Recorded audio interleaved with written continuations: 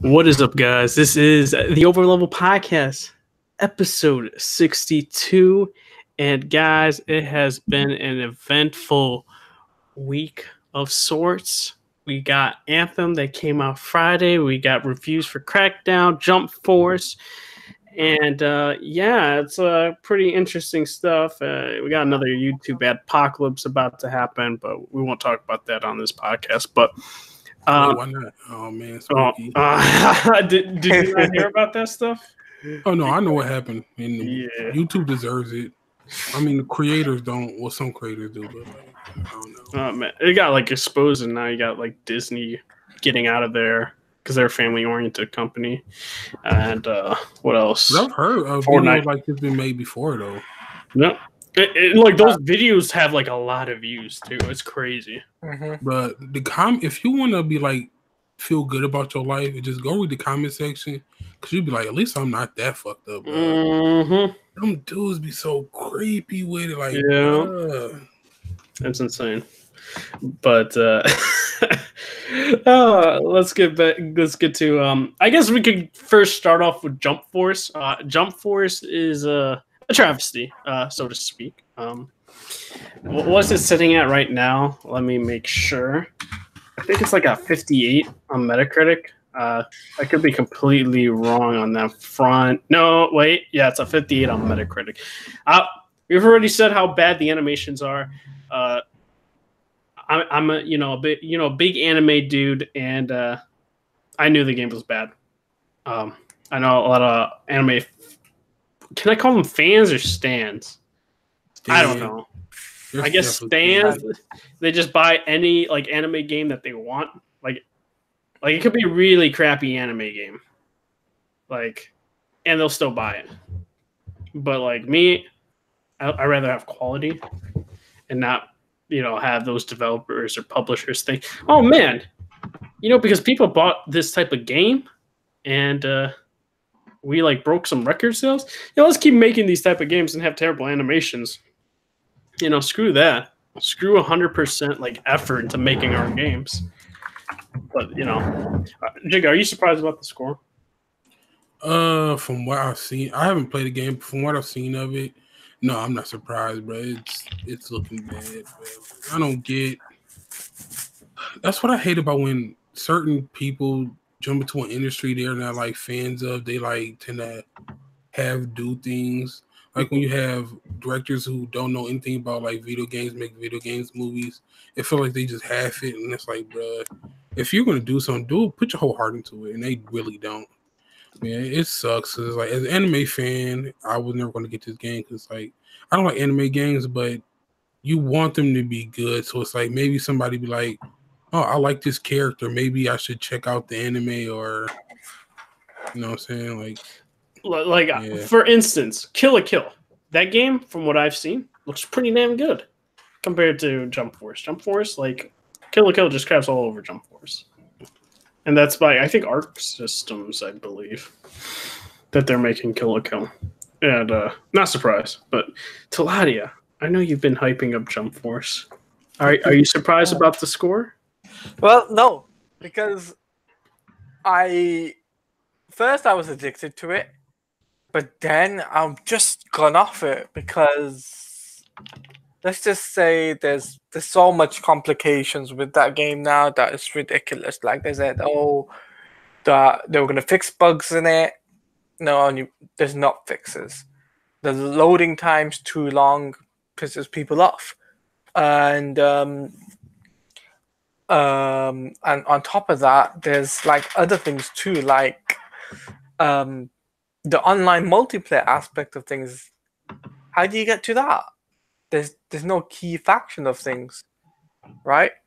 And I just feel as if Jump Force was just rushed, really, really rushed, and I think Bandai rushed this out just to try and get it for the anniversary of 50th anniversary of Jump Force comics, right? And it's like what you said, right? Any anime fan will buy any anime game, right? It's like that with DC games. Any DC fan will buy any DC game. So that's the way I see it. Would you wholeheartedly recommend this, like people to buy this game at a full $60 price tag? For me personally, I would actually not pay the $60. What do you think would be a price point that is reasonable for people to buy the game?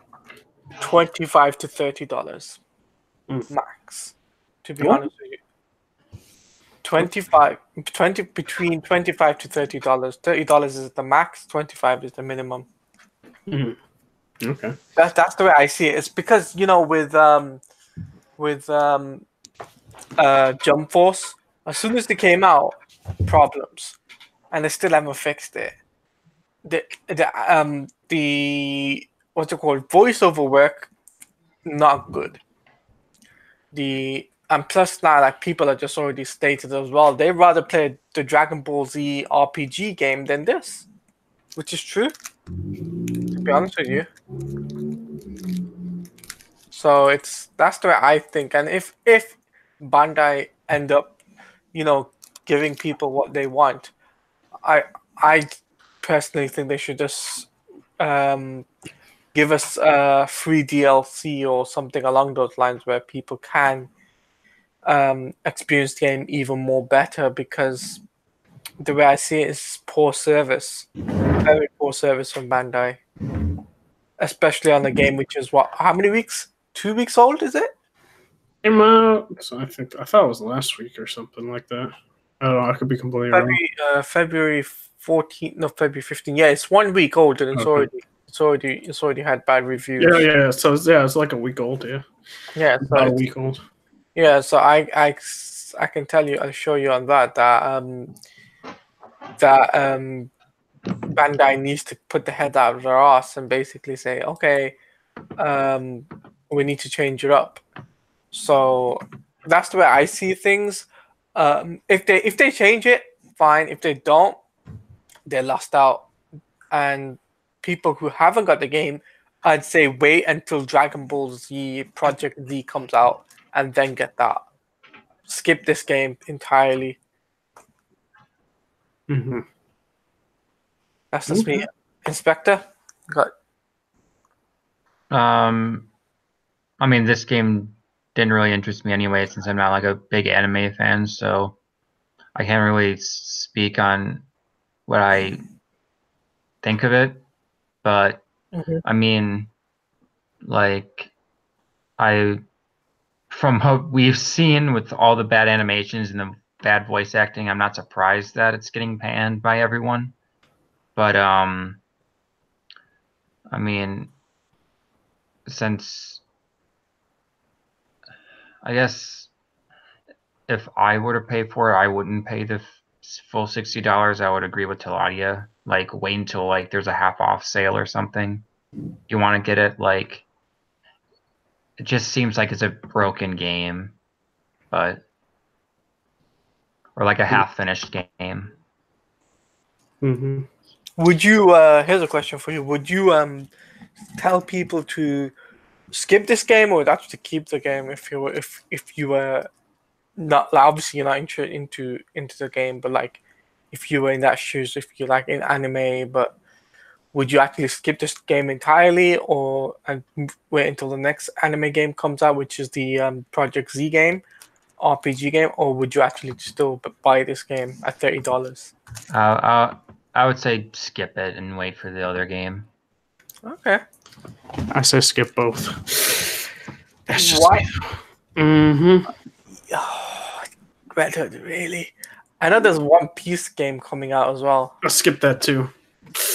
Wesley's an anime hater, dog. Dude, yeah, I think so too. Anime man, I would say I watched about the same amount of anime as Jigga, and I definitely know I watch more. No. Yes. You definitely have not watched as much as me, dog. Dude, I'm pretty sure. Dude, what about Code Geass? Have you watched Code Geass? Yes, I have. Full Metal Alchemist Brotherhood? Yes. Attack on Titan? Wait, did you watch the original Full Metal? Yes. You talk about the one where it was like adapting the manga until it legit caught up with it, and then they were like, Let's make I watch the both of them, sibling. dog. I hate watch both of them, dog. it. Facts. Brotherhood was the best. Well, Yeah, I would agree. Brotherhood was better. Inuyasha. Yes. All right. I think he might watch a little bit more than me, but I definitely know I watch more than you, Talani. Yeah, you might watch Facts. you might watch more than me, but the way I see it is though you're dissing on a game that not dissing, but you're like saying to people, "Oh, skip the Project Z games."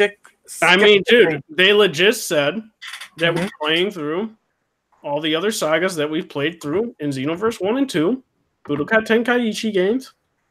I never And it's like so. Why should I get excited to play the storylines again? Well, I will agree that does piss me A, off with Dragon Ball Z games. I'll tell you one thing. A, it's because it's open world. I looked this up on YouTube. Yeah, but the story's still. B, it's featuring Goku. You get to play. Okay, I played I don't Goku in the other game. I don't like Goku. What, you like Gohan? Piccolo?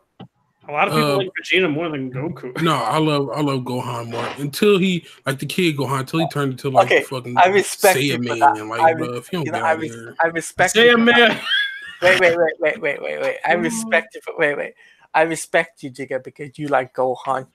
He's talking about Kid Gohan to like Teen Gohan. He's talking about afterwards. Well, I'm talking about the Saiyan man. No, he hated that. That's what. I hate Saiyan Man, dog. I hated the Great Saiyan Man. Yeah, I hated him too. He got soft, like, like they even said your power levels are pretty damn weak, bro. No, you know the funny thing is, in Jump Force you can make your own Gohan, and I don't know why they didn't include him in Jump Force. All I could say, if you want an anime game, go check out Code Vein. Facts. You guys just wait for that. Yeah, just wait for Code Vein. Even though I legit don't know when that game's about to come out. Yeah, I don't either, bro. Well, I really was looking forward to that game. Well, we can switch gears to the next topic. Yeah, that was a major tangent right there. Hey man, if we got stuff to talk about, we got stuff to talk about. But I guess we go into Crackdown 3, and oh boy, score ain't looking too hot. Oh boy. And I've seen a lot of damage control for the game. Weirdos, bro. A lot of damage control, and a lot of people they're not using the same type of excuses anymore. Because, Sea of Thieves, I think State of Decay 2, they use Twitch numbers and all that other stuff, right? Mm-hmm. It sold, I'll first say, it did not deliver what was promised. Its campaign is, I seen Kid Smooth's stream for Crackdown 3, and the wall just, the floor disappeared. And I was like, wait, what? I was like, what? Why the floor just disappear randomly? And like the textures, man. It's like, I don't think it looks like a 360 game, but it looks like a launch game. Let me ask you this: are they worse than the textures in Shadow of the Tomb Raider? Yeah, I would say yeah. That game. Both of those games. But what I would say for Crackdown 3, though, from what I've seen for Kid Smooth, storyline isn't that great. Gameplay, the driving looks wonky as hell, and kids and the collision. It's bad. Is awful. It's bad. And I've seen it too, because the collision just it doesn't there's not really real collision. And then when I seen him playing with another person. It was a co-op experience, right? He threw him, he was in the car and the other guy threw him. And the way the car just is thrown and is moving around, man, it looks very wonky. And I don't know. And I would also say, I guess, the traversal, if you want to talk about that, the jumping, man, I don't know if Kid Smooth is bad at the game or it's hard to jump. Or jump correctly. It depends. When you start off, jumping is really bad, but as you level your agility up, it's way better. Because I don't know how far he was into the game. I was watching for an hour, so I wouldn't know. Because I wasn't even really paying attention per se. I just was watching it and talking with the guys at the Discord. But yeah, the game and then don't even want to talk about multiplayer because that is predetermined. That's really a fact. Digital Foundry laughed about it. I thought it was hilarious that they straight up just laughed, and they even said, Red Faction Guerrilla PS3 game, destruction is better than Crackdown 3's destruction for multiplayer. It was. And you got lock on aim. It's a game that should have been canceled from the get-go, I think. I think Scalebound should have been made if I had my way. Oh, I guess we're going to talk about Scalebound later. Oh yeah. How it got revived. Yeah. Well, maybe. I will laugh if it comes true, it comes true. But that game, I also want to say, I know Phil Spencer and Xbox as a whole want to Crackdown 3 to become a juggernaut like Halo and Gears are. That's not the case. And if we want to go by also numbers on Twitch, I saw it on Saturday. It was 160 top popular game. That's awful. And also on the Xbox store, the top 50 most played games, it wasn't even there. Was not there at all. And that includes Game Pass. Like Game Pass games. Oof. It's not there. There you go. And also, retail UK only sold 4,000 copies of Crackdown 3. 4,000. I think it was 90% down to the Crackdown. Was it 2 launch? Yeah. That's insane. Jacob, what do you have to say? Okay, let me go in. First of all, multiplayer, that destruction is laughable. It is so bad. Like, if you go back and watch the, I don't know when they showed it off before, like watch that destruction compared to now, it's nowhere near the same game, bro. Like, if like they would have put that in a commercial, but that would be false advertisement. You can sue them how bad it was. But getting off the multiplayer to the story, it's Crackdown. Like, if you play 1 and 2, you're basically know what you're getting when it comes to Crackdown 3. It's more resembling Crackdown 1, story wise, except for like they got rid of where like in Crackdown 1, if you wanted to beat a boss, you can just immediately go to that boss and fight him. Like, you didn't have to do the under bosses, you could just fight the boss. They got rid of that where you have to defeat the under bosses first before you can go to the main boss, and I don't like that. But like when it comes to the animation, it's Crackdown. They're the same as they were and always will be. My problem with this game is not with the game itself, it's what Microsoft puts to try to make this a game more than it was, and it's like they failed the game. Like, the game was always like a low B, high C tier series. Like, it wasn't great, but if you catch people in like a dry time, then you could probably sell a decent amount of copies. But it was never that great of a game. They managed to kill this game. Cause I don't see nobody going to like play this. If it wasn't for the Game Pass for $1, I probably wouldn't be playing this. Like, are you even surprised it's not even in the top 50 most played Xbox games? No, because it's like it's not that great of a Crackdown has never been that series. Mm-hmm. Like, it's just that Microsoft wanted to hype it up like it was, which it never was. So it's like if they would have marketed it as what it was, I feel like the backlash wouldn't be as big. Like, some of these people are just jumping on the bandwagon of hate and like, oh, this game is trash, and it's like it's really not trash.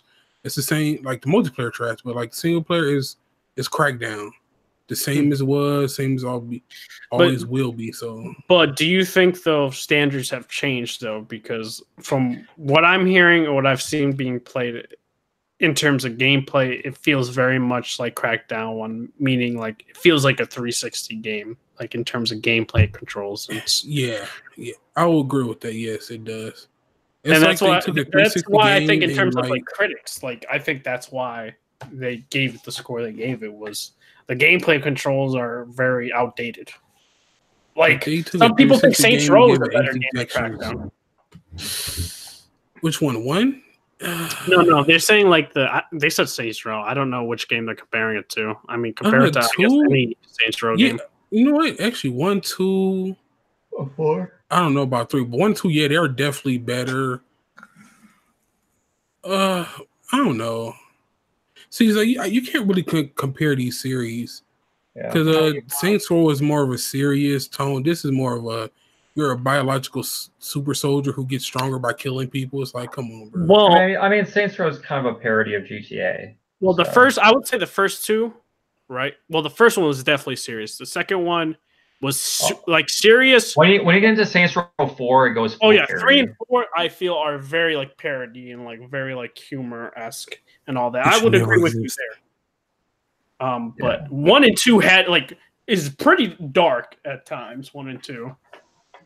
And like, you can't compare Crackdown to Far Cry. Far Cry is still a good series. Like, no matter how much you hate Far Cry, it's still like I don't know how to say. When it comes to gameplay, if you're talking about Far Cry Blood Dragon, then you can compare it to.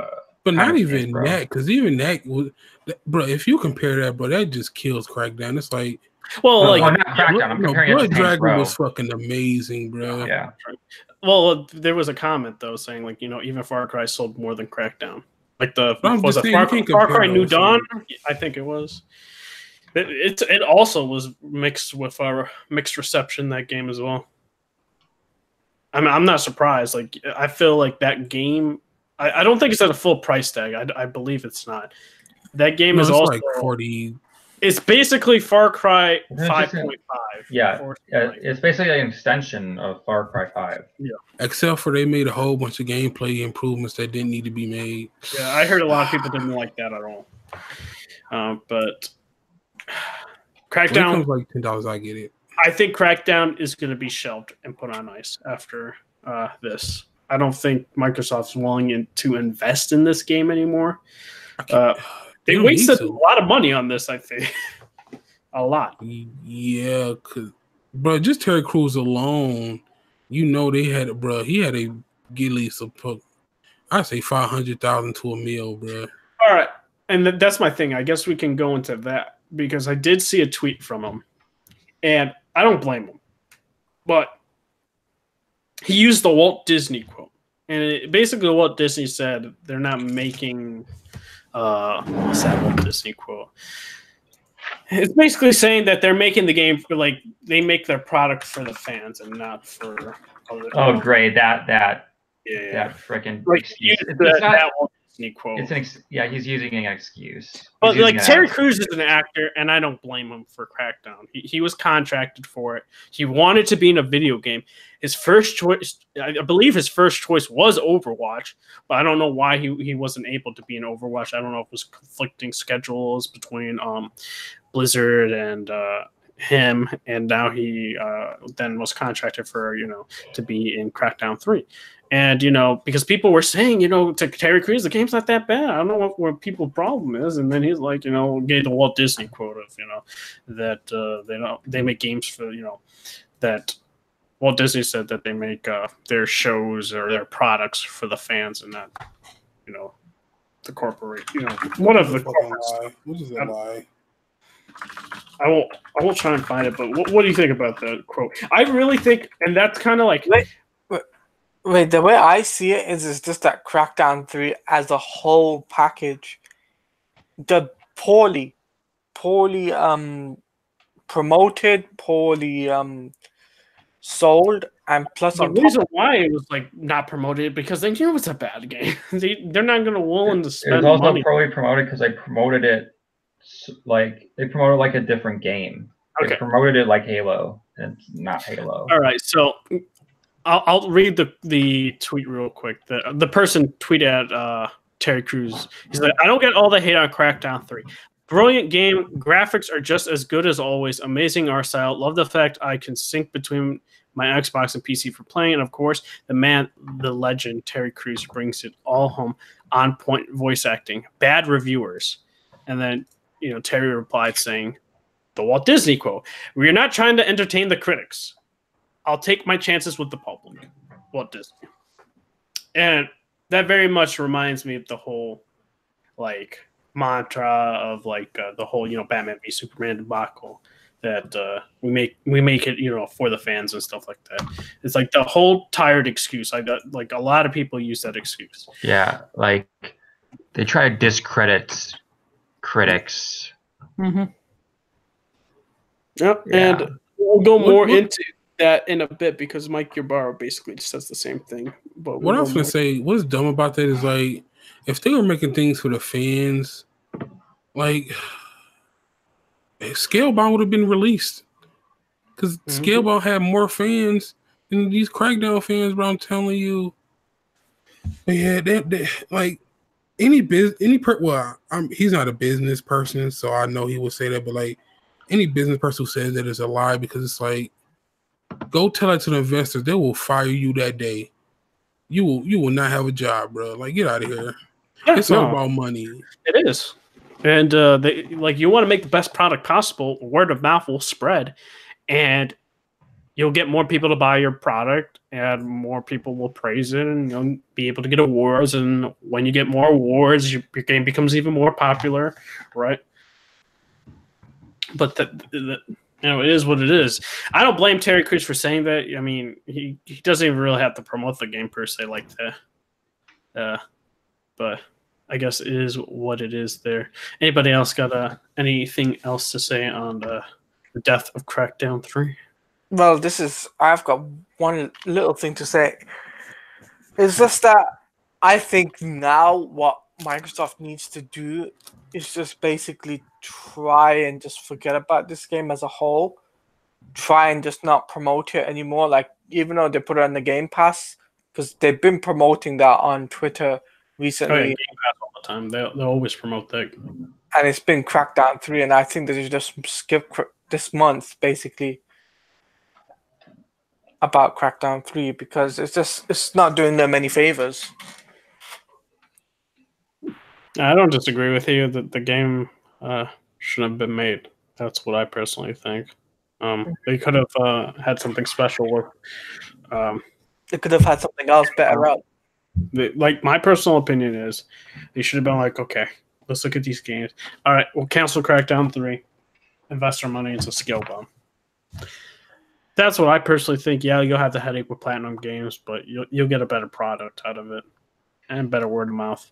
But that's just me. I don't make the big bucks, so I can't, tell a company what to do. But I think that that would have happened. But I guess we can go into Mike Ybarra's comments, and I could not find his tweet. I think he deleted his tweet. But I can summarize what happened. And basically, Mike Ybarra got a lot of backlash, and this was regarding Anthem. And he was saying that the game critics, that if they didn't know about the combo system or how the combo system worked, that they shouldn't be reviewing the game, et cetera, et cetera. Now, when you say something like that, and kind of like diss critics, like a lot of critics came after him. It's not from the article. A lot of people went after him. You're a big Xbox executive. You're not supposed to say anything. And do want to put into context that Microsoft does have the marketing rights of Anthem, and that you could do pure speculation as to why Mike Ybarra kind of lashed out. I think it was a buildup of things, like their games not doing well critically, well as selling well, and now with Anthem, in terms of reviews and stuff like that, now he wants to put the narrative of, these critics don't know how to review games and stuff. And I do have somebody screenshot the actual quote that he responded to. I think it was Showstopper or something like that. If I can find that screenshot real quick. But basically he was saying like, oh, then what is your opinion on, how we should look at buying games and stuff like that. And what essentially I got from it was, well, you should talk to your friends. I don't disagree with talking to your friends and stuff like that. If you have the same interests in your game and your friend's going to pick your set game up and you guys basically have 100% interest lining up, of course you're going to buy the same game he buys. So I don't disagree with Mike Ybarra saying something like that. But he said streamers. Oh man, streamers. I'll say this. When you say streamers, you be talking about streamers on Mixer, which is also Xbox/Microsoft platform, and also a lot of streamers. Not me, because I'm not big and on Twitch or anything like that. Tend to get paid by said game company, and they promote that game, and they will lie about it. And a lot of people will not disclose that they are getting paid, so you can buy said product. Just saying, Mike Ybarra, you shouldn't be talking about that. And I do think he deserved getting the backlash because of it was unnecessary. Just be quiet if your game like Crackdown 3 is getting destroyed review wise, or the game you're having marketing rights for. I honestly don't think he should have done that. You don't see PlayStation executives do that. You don't see Nintendo executives do that. Okay. I did find the quote real quick. Because Showstopper said, "What's your personal review of Anthem? You seem to enjoy it. I love the combat missions and demo. Hate its story and loading." Mike Ybarra responded, "I don't do reviews because everyone enjoys different things. I'd suggest modern reviews should be watching streamers play a game, doing the demo, listening to what your game friends think, and if it seems like something you will enjoy, then great." And then the guy responded, "Yeah, you should watch those sponsored streams for your impartial look at upcoming games." And the guy's not wrong. But Jigga, what do you think? Did you hear about this whole backlash or a blowback to, from Mike Ybarra saying these statements and all that? No, I didn't know. But I did hear about somebody saying something about like the was it combos or something? Yeah. And one of the people, my fellow podcast member, not on this podcast, but he was like, he's kind of agree with him like about the reviewers and the combo system because he's like, it's not that hard. Yeah. If you follow, like, it tells you how to do it, I guess, or somewhere. Like he says, it's not easy to figure out. I mean, hard to figure out. So, yeah, that's not hard. So I'm gonna have to go with his opinion on that. Like, look, if you can't figure it out, bro, like, should you be reviewing games, bro? Mm-hmm. I don't know, bro. That's to me, it's like when people get stuck at a certain point, it's like it's not that hard of a point. It's like you can't figure it out. It's like, should your review opinion be considered when you really suck at games? I guess I don't know. All right. Yep. But what do you think about Mike Ybarra though? About I mean, I haven't. Should he said anything? No, but I mean, look, that's between him and Microsoft. Until they fucking tell him, look, shut up, or we gonna fire you or something, he gonna do what he wants to do. So it's like, I have nothing to do with it, bro. It's still unprofessional. It's like, if you're that high up, like, dude, just stay out of it. Yeah. I did find the quote. He didn't delete it. For some reason, I couldn't find it when we went on his Twitter page. Mike Ybarra was saying, this was on PC Gamer review or something like that. This was actually very easy to do. Amazed at the whining one reviewer, not the below, reviewed the game yet. And the review cited that he didn't even know how to do a combo. Embarrassing to review with such a lack of knowledge. And, yep, a lot of critics, game reviewers at different outlets have, legit just backlash, gave him more backlash for it. I think he should have just been quiet. Like, did you hear like Sony or Nintendo ever, argue about marketing, games that they have marketing rights for, or complain about it, or complain about Knack 2 or the Order 1886, Knack 1. Like all those games, they did, or Killzone Shadowfall, they didn't complain. Mm-hmm. They just let it happen. It is what it is. You can't do anything about it. But I guess, Spectre, what do you think about Mike Ybarra, an Xbox executive, lashing out on at the reviewers? I guess it's his job to but I think he did it very unprofessionally, because I get you're trying to market your game and you don't like negativity, so you have to prop it up. That's what PR does. But the way he did it was not right.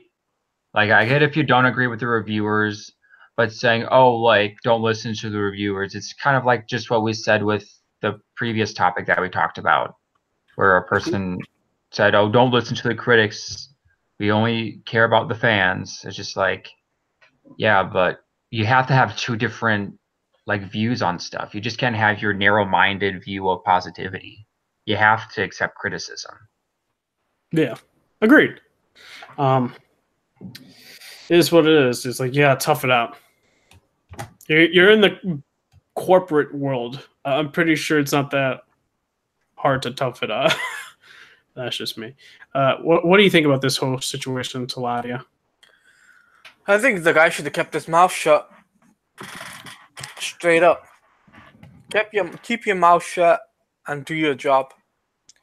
Because at the end of the day, you talk, you'll get fired straight off. There's no two ways about it. You say something bad, and you're working for a big company, like let's say Microsoft or Sony, they'll fire your ass. Do you think he can get fired? He's a big executive on that. Yes. Yes. He could get fired, but I feel like that's something Microsoft need to change in the culture, where these executives be saying stuff they're too. I don't want to say too invested, but sometimes it just feels like it gets to the head. It'd be too personal for them. I don't know, but they need to calm down. You see, for me, right? Here's the thing for me. Because he's an executive, that doesn't give him the right to basically say, oh, well, critics can't review it and can't base it off that and all that type of thing, right? And I get the fact you're a big, high-end executive for Microsoft, but at the end of the day, the one who's above you could easily just fire you just like that for saying stuff like this. Say, look, you said the wrong things, and it wouldn't damage Microsoft, but it would definitely damage his reputation if he kept on talking about it and saying, oh, well, let's say Metacritic is bad, for reviewing an exclusive game and they think it's bad. I'm just like, nah, you got it wrong, and you shouldn't have said those things. You're high-end, you're executive for, was it Microsoft, right? Yeah, he's the vice president of Xbox. Yeah, so vice president for Xbox. You're a vice president for Xbox, and you're doing a stunt like this. Nobody in their right mind would actually look up to you after that. Nobody. And even Phil Spencer will just tell you off and straight up say, okay, if you don't retract your statement, we're gonna fire your ass. I don't even think he'll do it. I'm pretty sure they're best friends or something like that. I could be but at the end of the day, this is a dog-eat-dog world. Remember that. This is not a best friend. I know that, but I don't know if he would get fired for saying something like that, though. Look, they got Donnie out here, dog. Hey. You honestly think your best friend is you know what? I'm gonna fire you. It's no. I could understand maybe Nutella. I think it's Nutella, right? The head of Microsoft. Nutella. I think it's Nutella. That's Nutella. I don't think he would just be you know what? We're firing him. Unless he said something way worse than that, then I would agree. But I do think he'll get some blowback and maybe get a slap on the wrist, but nothing too severe. I'd be yo, you do realize that Twitter, even though it's your personal Twitter, you represent Microsoft, so you need to watch. But that's the way I see it, and it's like, it's just a bit dumb, and with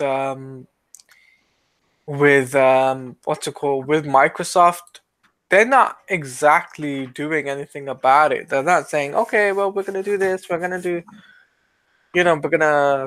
suspend him or anything like that because he's pulled a stunt like this. I'm just like, bruh, really?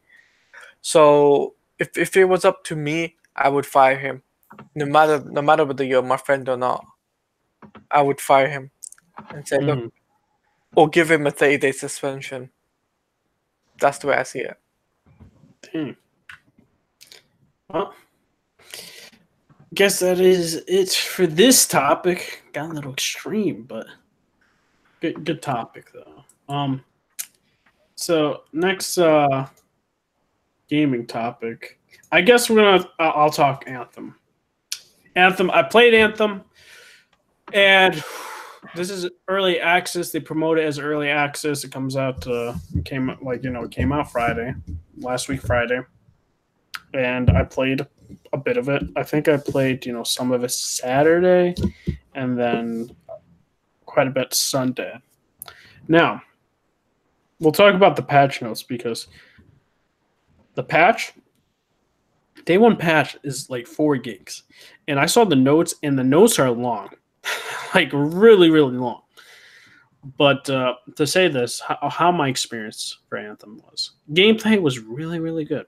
Environments look beautiful, as well as the flying is really fun. Like, I would be super happy if they announced them working on an Iron Man game. Like, flying mechanics are dope, and I feel like they could do so much with that. But nonetheless, shooting wise, customization is top notch. You customizing what your javelin looks like and having different pieces and different colors on different parts. Really, really top notch customization and different abilities. It's really cool. You unlock more as you go, and as well as it's a loot and shooter, right? Now, I will say this about the story. I think the story is better than Division 1, Destiny 1 and 2. But is it top tier storytelling like I would imagine from BioWare? Sure, the simple answer is no. I don't think it stands up to Mass Effect, any of the Mass Effect games. Even Andromeda, I don't think it stands up to... I do think it stands up to Dragon Age 2, maybe. I don't know. I will have to play more because I haven't finished the story. But for right now, mission structures aren't that great. I don't understand with loot shooters. I feel like mission structures should always be a priority, but it always seems half-assed in all these loot shooters. The loading times. Now, I know that was addressed in the patch notes, and I think it's like the loading is way less. But from when I was playing, because I haven't played, with the patch now, loading times are crazy long. It was on my regular hard drive, and I really got annoyed.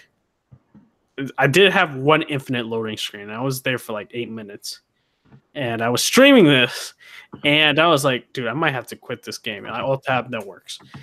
And then my whole issue with the loading time is when I finally load up, my teammates are gone to the objective of the mission, and then I'm like, oh no. And then it's like 12 seconds. If not, you're going to have to respawn with them, which is another loading screen. And that really, really ticked me off. It really got me annoyed with that aspect. Gun appearances don't look great. Maybe in more of the end game content, the guns look better and do more interesting things with it. But right now, it is what it is for there.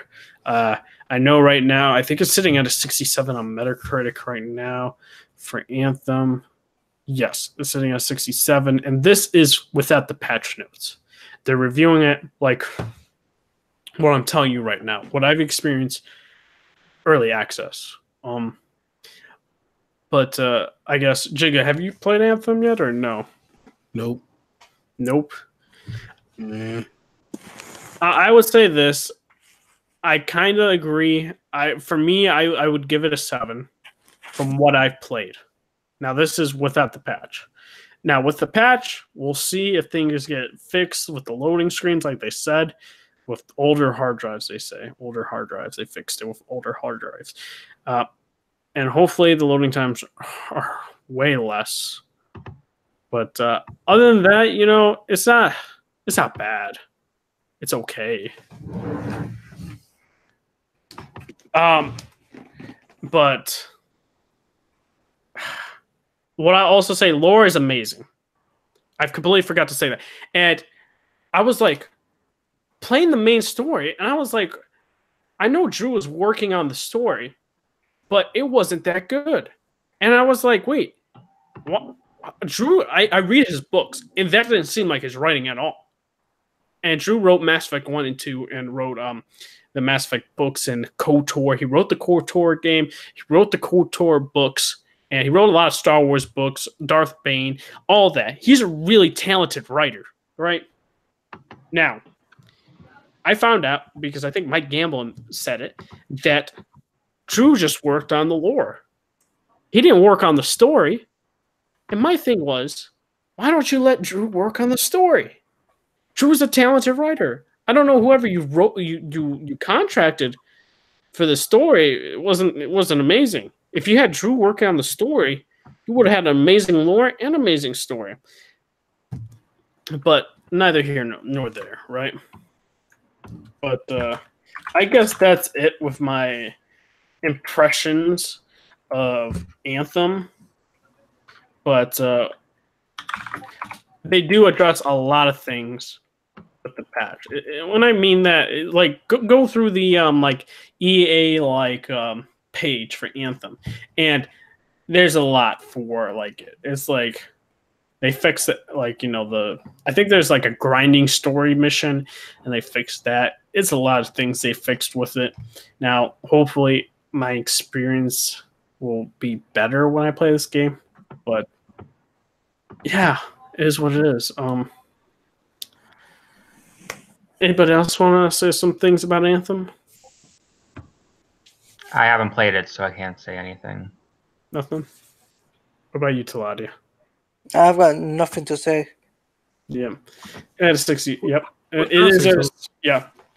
You go, Jimmy. I feel like they're hurting their game with this early release system. Get the early access? Yeah, I agree with that. Yes, because it's like people like you who feel like, oh, I'm gonna buy into this service, have already got to a point to where you're at the end of the game already. So it's like someone like me, I'm like, bro, why would I get it?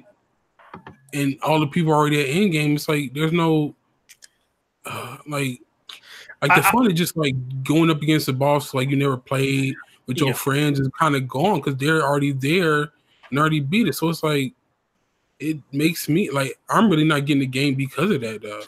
I'll say this: I think you would enjoy the game more than I would have had with those patches, with that big day one patch, because they addressed a lot of things I had problems with. Well, the mission, I meant the story structure, I don't think would have been fixed, or the main story won't be fixed. But everything else, like the loading screens and all that stuff, like I feel like you're gonna have a more enjoyable time than I would have had. Early access, I feel like you're legit like testing the game for them. All right, you're paying a service too, and it's like I understand that, but still, like I feel like you're gonna get fatigue when you do these type of things, and you're legit paying your money to be basically guinea pigs. I was a guinea pig. People that legit waited for the game, they get to have more of a, less issue experience for this game. But I'll say this though, hopefully next month, I think it's I don't know what it's called. It's a DLC for free.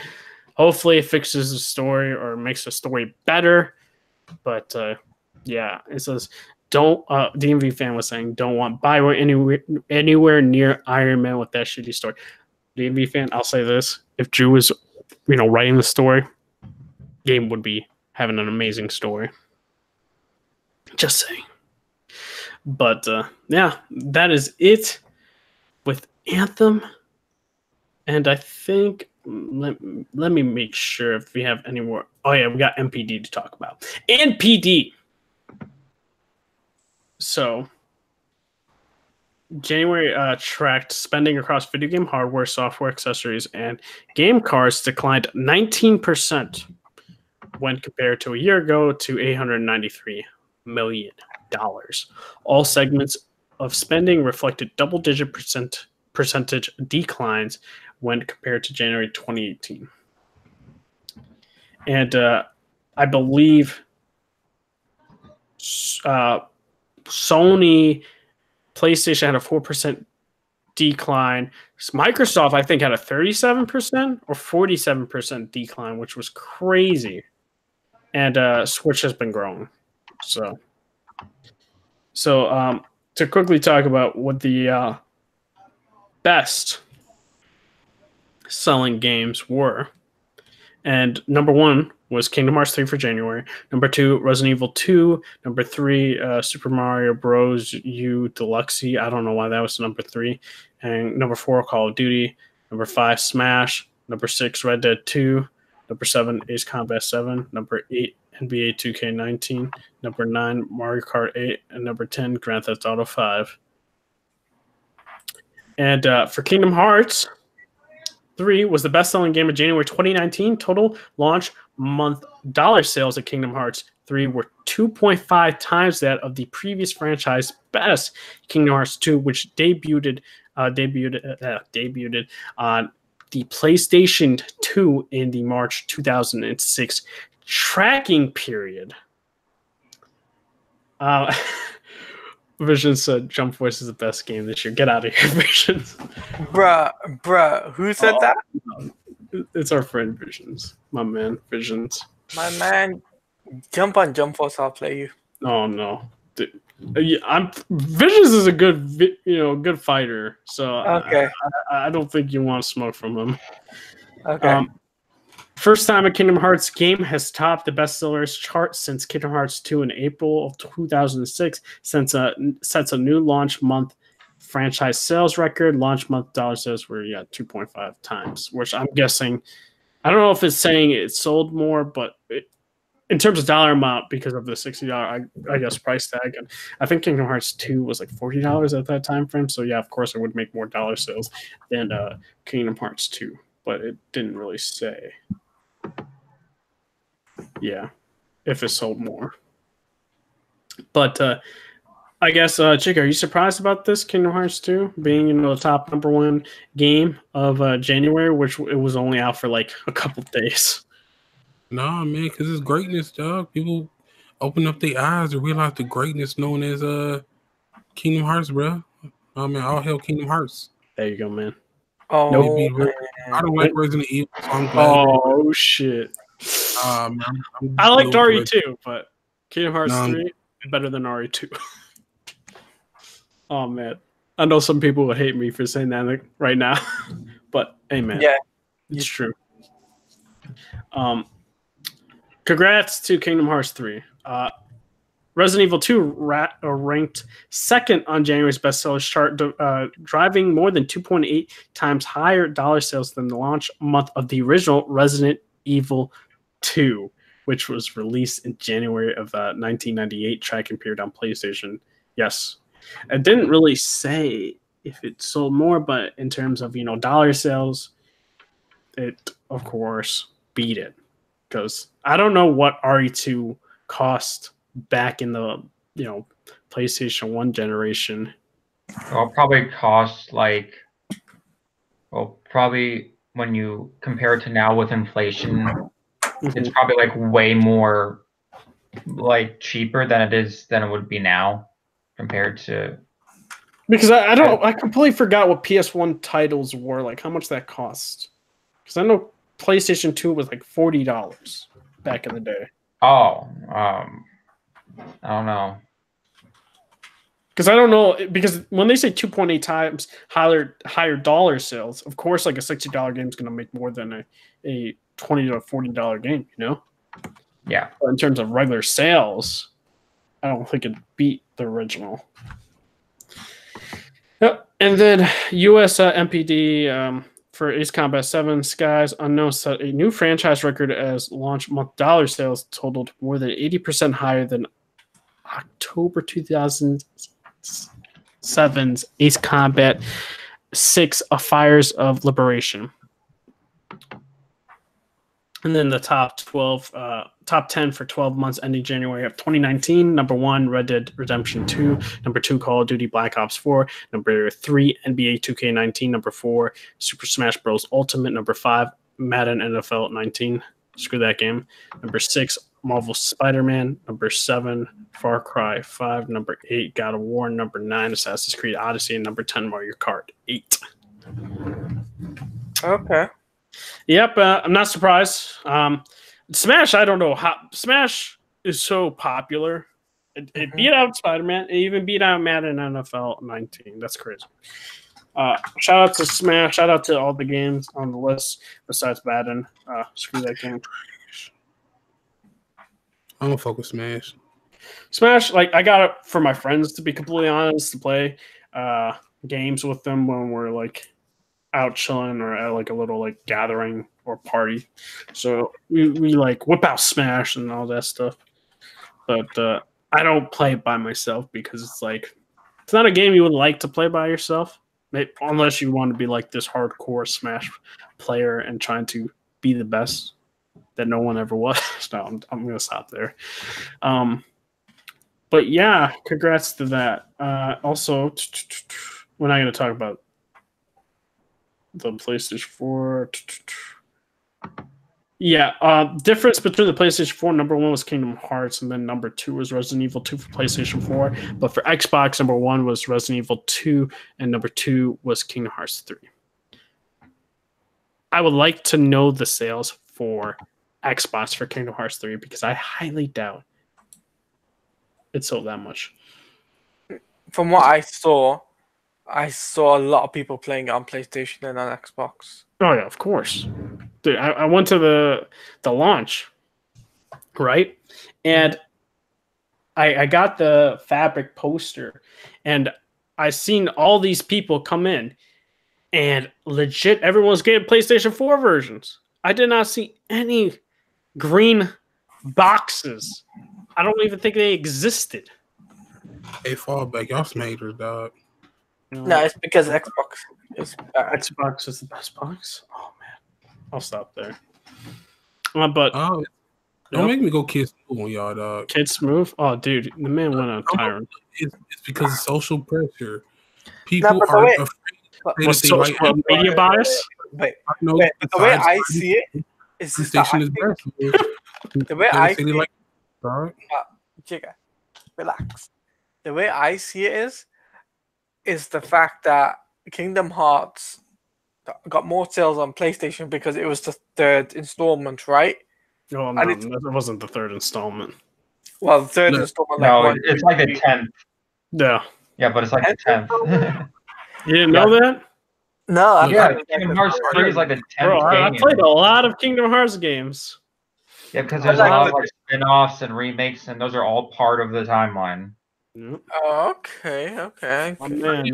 Spectre is a bigger Kingdom Hearts fan than I even knew. Oh. Well, I only knew that because this game was so delayed. I haven't played a Kingdom Hearts game in my This life, man plays Kingdom Hearts without letting me know. He's doing it on the sly. So. Making me sad now. But I guess that's it for NPD talk and gaming news. Switch was number 1 though. Number 2 was PlayStation. Number 3, Xbox was in dead last. Xbox, I don't know. I think we're going to see from the stats there was a 4% decline for PlayStation, an increase for Switch, and 37 or 47% decline for Xbox. So I think what's going to happen is hopefully we get the announcement of PlayStation 5, PlayStation Experience. That's what I want. But now we're going to go into more of the TV side of things, movie news. What you guys want to talk about? So quickly want to say, all right. Well, I guess we can go more into what the rumor about the new Batman. Wait, before we do that, can we say let Netflix die? No, no. All right, dude. I'm not gonna lie. I was like you, and I saw like the Lawmen or something like that, and it's like, what's that guy's name? Oh shoot, it's with Bonnie and Clyde. I forgot the actor's name. Woody Harrelson. He's in that movie, and that's a Netflix original. I'm not gonna lie, the movie looked pretty good. Not gonna lie. Makes me want to keep it. Trying to fight the rain. How about that? How about that Motley Crue biopic that's coming out? Yeah, oh yeah, didn't they also buy the Ted? Shoot, what's that? This was Zac Efron. Oh, the Ted Bundy. Yeah, they also have that coming out. What I forgot what it's called. Wicked something. I forgot the name. I have no idea, but that looks pretty good. But the whole controversy about that was, the man needs to look like 100% a monster, even though the dude was very charismatic, and that's why he, legit killed so many people. It is what it is. But I guess we can we'll leave the Captain Marvel movie news for last. Ubisoft is getting their own TV show. Pirate game Skull and Bones is supposed to get a TV show. And this is per the Hollywood Reporter. It's working with Atlas Entertainment, which has helped produce various DC films and the true crime show Dirty John.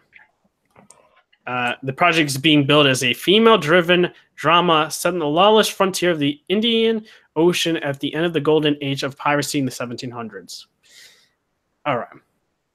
And what do I think about this? I could care less. I'm not interested. I'm not. You got the Viking TV show and stuff like that. And my thing is, it's like,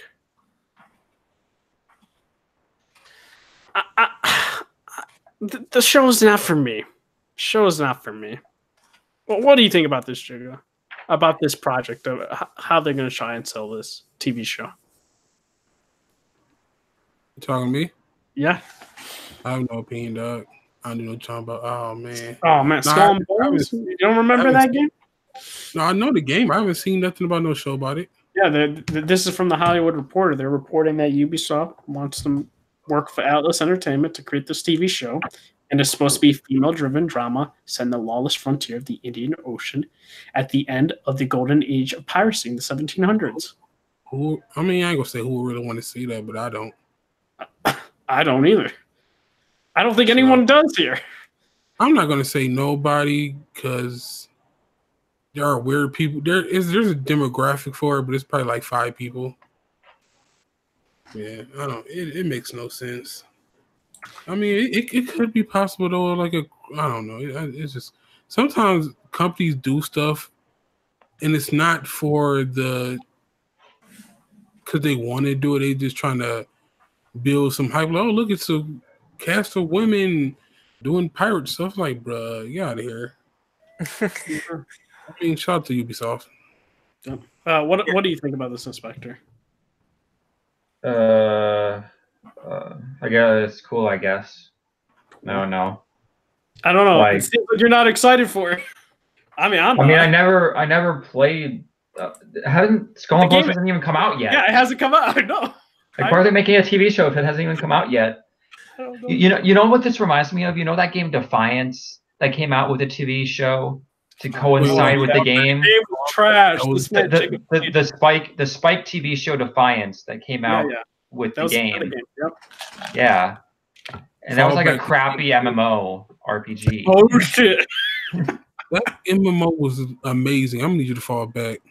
That man played it. I remember Jigga streaming that game. I'm sorry, Jigga. That game was trash. It's not trash. You're a hater. Mm. You don't see the vision, the real vision. Let me follow. Just like the show was trash too. No, the show I never watched that, but the game was amazing. Y'all haters. Oh man. But Oh man.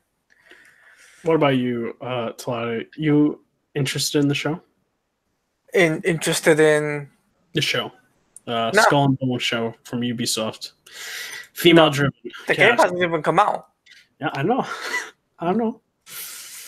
Yeah, they don't know if the game will succeed or not. So why would they do this? I don't know, man. Maybe they think they want to play up the whole female driven thing. I'm just like, the way I see it is, you should just wait until the game comes out first and then promote the TV show, because it doesn't make any sense. Why would you pull that stunt? Why would you? I don't know, dude. I don't know, man. The way I see it is, if Ubisoft has now decided to put this TV show and all of that, it's not what's it called?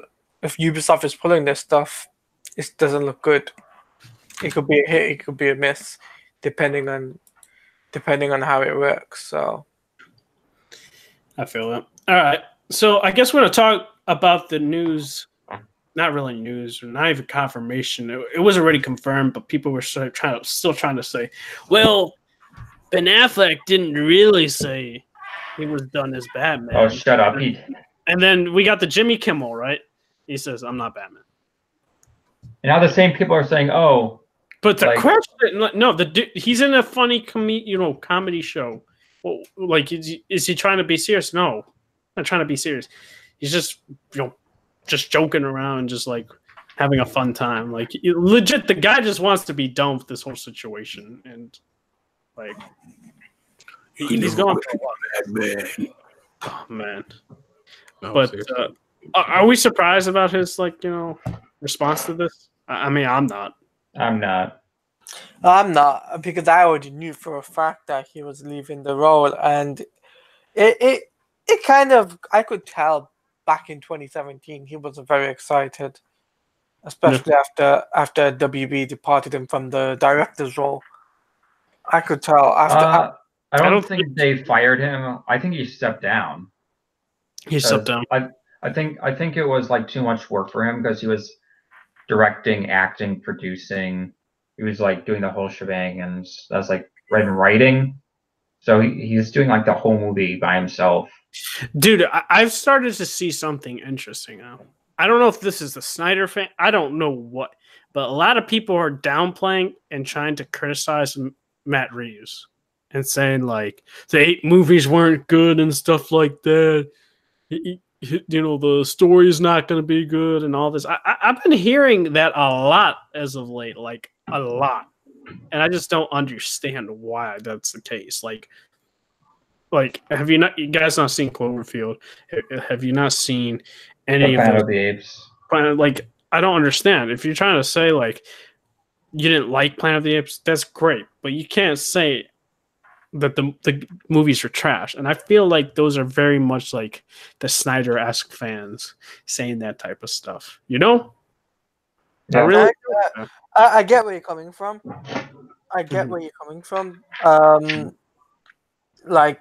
But it's just the fact that now that he's out of that role of playing Batman, the next thing that Warner Brothers needs to do is find their Batman.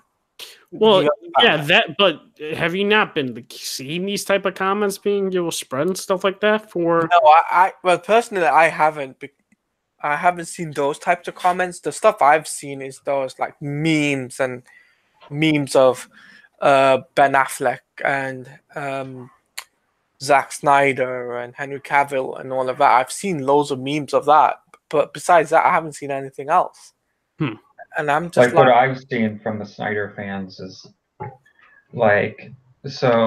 during his whole spiel on Kimmel, he said, I was working with a good screenwriter. We just couldn't crack it. And people was like, oh, he's lying. It's like, if he couldn't crack it, he couldn't crack it. You just can't leave well enough alone, like saying, "Oh, he's just lying because it's bad PR for." He doesn't even work for WB anymore. Why would he care for good PR for WB? Yeah. Like it doesn't make any sense. Like can't you just tell he's being sincere? And he's being on a comedy show. He's not going to be all mopey. He seems happy. Yeah. He seems happier than he was when he was Batman. Yeah. And I feel when it comes down to the crunch now, it's just the fact that they're going for a younger Batman. It looks the most likely that the whole Zack Snyder thing that was like, in BVS, so the characters they had, like the Ezra Miller's Flash, that also has been rumored as well, that he's not going to reprise his role. And I'm just like, okay, if they're getting rid of most of the actors besides Superman, Wonder Woman, Aquaman, then it's going to be tough for Warner Brothers to find the perfect actors for these roles. Yeah, no, I agree with that statement. I do gotta say this though, because we're on the DC side of things right now. Mm-hmm. Is it true? Because I haven't seen anything. There was a full trailer for Shazam, right? Yep. There was not a full trailer. There was like a short. There's like a short TV spot. No. I was talking about like original, like. Oh yeah, yeah. There's one trailer. There's one trailer. Yeah. And then, because I didn't know about this, or I kind of didn't, so I was like, maybe a teaser type thing. So it was a TV spot, right? Mm-hmm. Okay, so I was hearing a lot of people are asking for another, like an actual trailer, and it seems like they might not do another trailer or something like that. The director is saying that. Now, do you think he's just like I feel like the director would be in the know if there's going to be another trailer or not. But from what I've heard and that, I think it's because what's it called, Captain Marvel comes out, and they don't want to clash with that, with their TV spots as well, and it kind of makes sense for Warner Brothers not to push anything out until probably next month. mm-hmm. I can see that being the case, and then and it'll probably be like one final trailer. But the one thing I do know though is for Shazam, is that Henry Cavill did shoot a cameo role that I've seen. I heard that was fake, wasn't it? No, he did a shoot, but he had a shoot, but it's been cut. Yeah. And there's a rumor that they're gonna add like a body double in. His stunt double that he did in Batman vs Superman. Okay. Yeah, but my thing is, with the director saying that, I don't know, because I have this feeling that for me, I feel like Shazam is, I don't know. I don't feel like it's going to do well in the box office for me. I don't know. Teaser stuff, it doesn't look that good, bro. But I mean, it could be just it's not for me. But for everything I've seen, it looks like it's going to be cool, bro. And but keep in mind, there are sometimes bad trailers for good movies. Oh yeah, no, I agree with that completely. I don't know. I just have a gut feeling for some reason. Yeah, plus April is a very busy month. That's what I'm saying. I don't think it should. But here's the thing: it's going to do really well with the kids because that's where I agree with that. Kids and families, because that's the main demographic that it's aiming for. I got that feeling for Shazam. I got that feeling for Hellboy. I got a lot of feelings for some. Hellboy is not going to be. It's R-rated. I know. Not going to do well with kids. No, I'm not saying in general, in terms of box office. Box office, yeah. No, Hellboy is going to get, I see Shazam opening weekend probably around 90 million, maybe 80 million. I'm not even feeling that. For some reason, I'm feeling like the 60 or 70 million range for some reason. No. Well, I think once I think once the marketing Like, hits, for me, like I had good feelings for Aquaman. Like I knew that was going to be like doing. but here's the thing though. Shazam is like half the budget of Aquaman. Oh no, I agree. I don't know. I don't know if it's because of my gut feeling. I don't know. In terms of like, I feel like you could still do so much at the box office, even if you're at a low budget in terms of marketing wise. But like I don't know. It's just weird. Like I think if Shazam, like I forgot what the actual budget is. I think it's around 90 million, maybe like 80, 90 million. But like, so if it makes like, I can see it making like 600, 700 million. Like, I don't know, dog. Yeah, I don't. I just have this feeling. It's weird. It's just the way I see it. It's gonna be Of course, it's gonna be marketed to kids, right? For Shazam, and I think that it'll do well. Reason why is because they'll fit it around Zachary Levi and connecting with kids and stuff like they did with like they did the promotional stuff for Batman vs Superman, when it came down to promoting it. It was through toys and stuff like that. I can actually see that being another thing too. Promoting it through toys and not video games, but yeah, toys mainly, and sometimes charity. You know that Omezo thing, Omegle, whatever it's called. Yeah, so they might do something like that with Zachary Levi and Mark Strong, the villain of the story. They might do something like that, and I can see that being a thing. But here's the thing with you guys. I think you're downplaying it just because of your personal feelings towards it. Me, I want that movie to succeed. I don't have any like personal, like I'm gonna see it. Like, yeah, Sam. I don't want it to fail, but I just don't see it. I see like kids loving it, but like me, this is coming from me and saying like I hate the marketing for Captain Marvel and Brie Larson's comic. This is like completely like different wise. Like I will definitely see Shazam day one Thursday night, whereas Captain Marvel I will wait with when my family takes me, which I will probably only see one. And the whole thing for Shazam is just like I don't know why. It's no bias or anything like that. It's just like I don't see the movie just doing well for some reason. I've seen Captain maybe Marvel because of turn my opinion around on that movie, dog.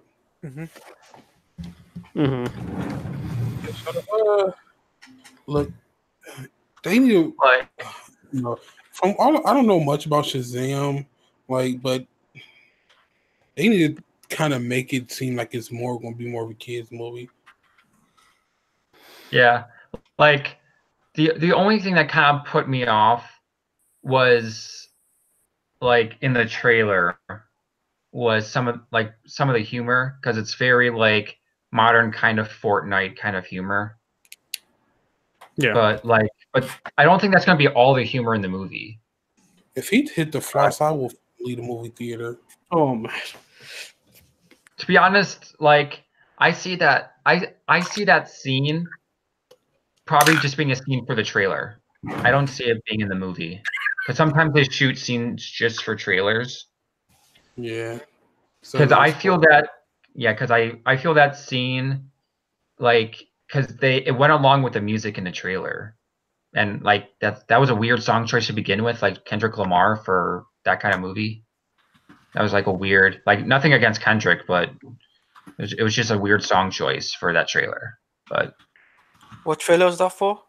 The Shazam trailer, they had "Humble" by Kendrick Lamar in the background. It was a weird song choice. I don't even remember that.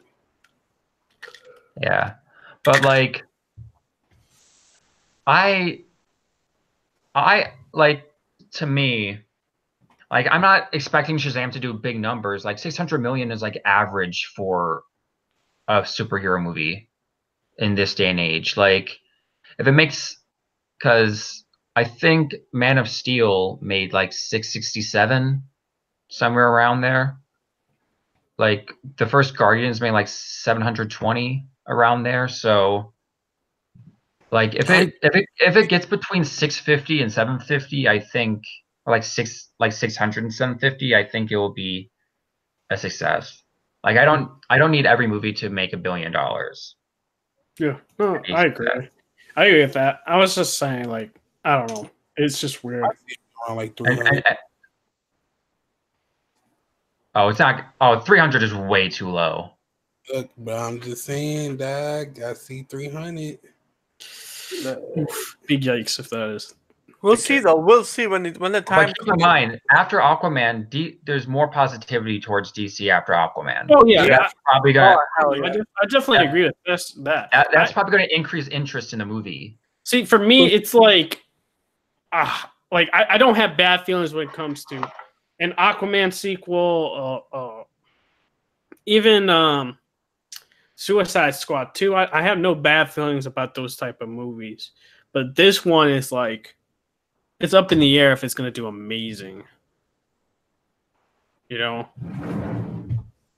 But my problem is that, like, Aquaman was basically an action movie. I don't see this being an action movie. And it's like, I don't know, bro. Like, granted, hey, man, maybe a lot more people are interested. When I talk about this, I talk about this even in college. I was like, hey, you gonna go see, Shazam? And there's like, not really, or like even my mom, for instance, she loves DC. She loved Aquaman. She even liked Batman v Superman, for crying out loud, and all that stuff. Man of Steel, Wonder Woman. She liked all those movies. But like, I'm like, hey, are we gonna see Shazam? And she's like, probably not. And I was like, oh, okay. When are we getting that Wonder Woman the sequel? That's all I care about. The Wonder Woman sequel is coming next June. Yeah. So like, I feel like more people from people I've talked to aren't that like interested in like Shazam, and that's what I guess I'm getting at. And that's why, like, personally, I'm more like, I'm definitely gonna go see it, but like, it seems like more people are just less interested in that movie. Like, a lot more people are, interested in Wonder Woman or, Aquaman 2 or all that other, and Batman and and Suicide Squad 2 and all those other films, and even Birds of Prey. Yeah, I don't know about Birds of Prey. I think a lot. Yeah. I think what I mean by that, and I'm not saying like Birds of Prey, like in terms of like story wise and character interactions and production wise. No, I'm saying just because of like Harley Quinn, in terms of like the money wise it's going to make. Harley Quinn sells now. She's like super popular. Mm-hmm. But is she? I know she is. But you see, Harley Quinn does sell, and he's right. Harley Quinn does sell, and that's why, we'll go more into it. Harley Quinn is basically reported that she's going to be back in the, sequel or / reboot. I don't know. Reboot. It's going to be rebooted. But my thing is, she's still in the movie, so I don't understand. I guess it's a soft reboot of sorts. Yeah, it's going to basically, from what I heard, was like, or saw from the internet, it was like it's going to be soft rebooted, except for there's going to have like different changes, like it won't be Jared Leto's Joker. But what I don't get is that just because it's a different team doesn't mean it's a reboot.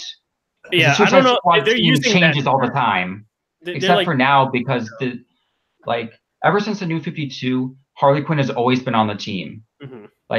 And ever since the Suicide Squad movie, the team in the comics has been the same. Yep. And that's made the comic very boring because it's just the same thing over and over again. Because the whole thing about the Suicide Squad is like one person always disobeys orders, so they get killed, and another person comes on. Mm-hmm. To me, I think like Harley Quinn is already in Birds of Prey where she shouldn't be. She's just there for a marketing reason because Harley Quinn is popular. Yeah, no, I agree with that. I'm pretty sure they replaced Batgirl with Harley Quinn. Yeah. But Batgirl, well, they have Cassandra Cain, but I'm talking about, I should say Oracle, not Batgirl. Oracle was a founding member of the Birds of Prey in the comics, so it doesn't make any sense that she's not in the movie. Harley Quinn is just there because of marketing, because they know she'll bring everyone in. Yeah, and But- I'm pretty sure that's not even James Gunn who. I'm pretty sure that's not a James Gunn like saying like. No, I don't think it was his decision at all. I'm pretty No, sure I he was just like, I think that's WB. you know, because like originally, I don't think James Gunn wanted her at all in the movie, and I'm pretty sure WB was like, but Harley Quinn's super popular, and we gotta capitalize on that. And then they're like, James Gunn, you need a writer in this story, and he's like, like I think that. And we're gonna see whether or not James Gunn's gonna be super interested in writing Harley Quinn in that movie. Yeah, it's gonna be an interesting thing to see. But on top of that as well, just to remember that it is gonna be a whole new cast, but they might change it up a little bit to look more iconic, comic book accurate, maybe. Like the suit, the costumes. Like they might go into the comics of the New 52 and go for that design, or. I mean, the first Suicide Squad was basically a New 52, minus Killer Croc, but Killer Croc was just there for more connection to Batman. But yeah, it's I don't see Batman being a cameo role in this one anyway. But my problem,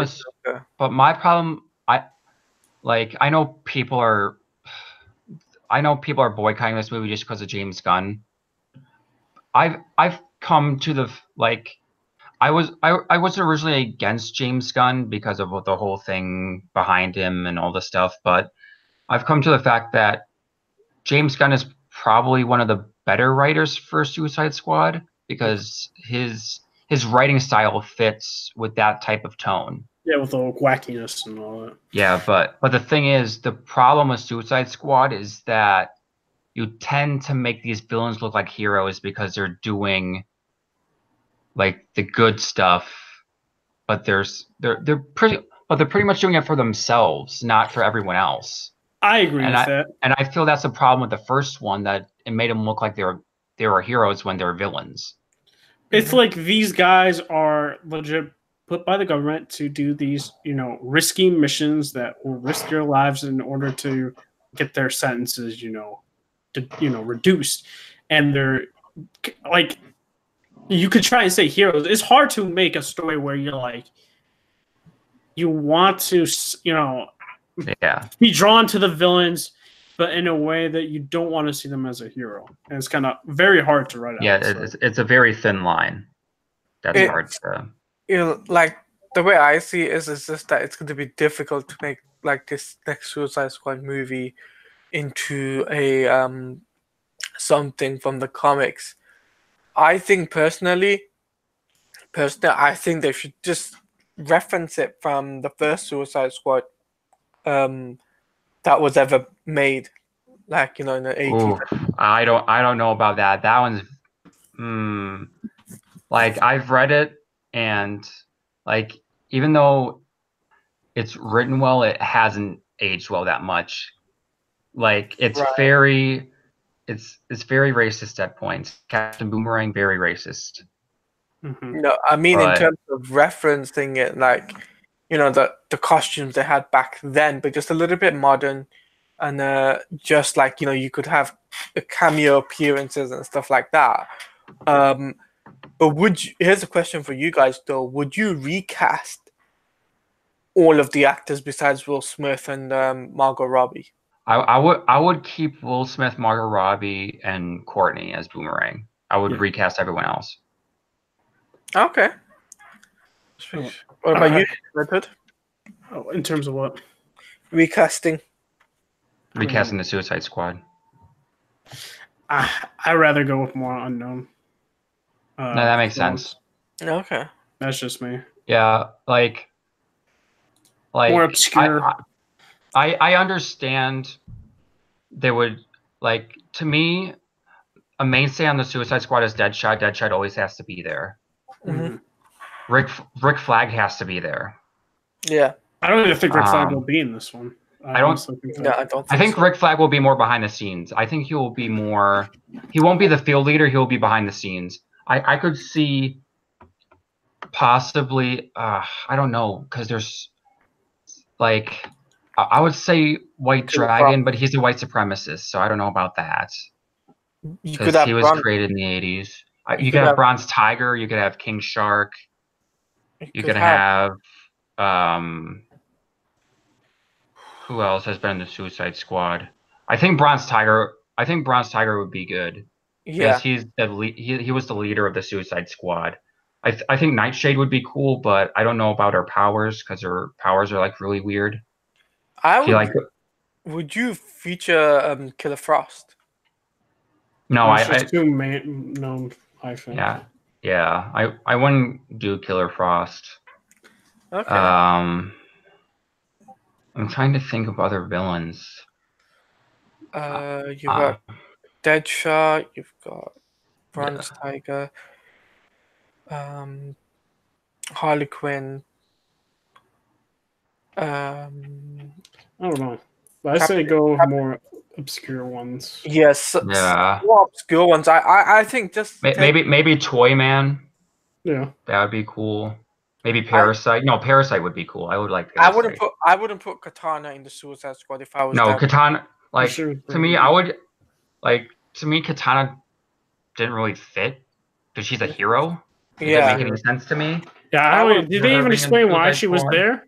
No, she just seemed to be Waller's bodyguard, but Waller doesn't need a bodyguard, so I don't know why she was there. Like Katana's always been part of the Outsiders, so I don't know why she was in the Suicide Squad.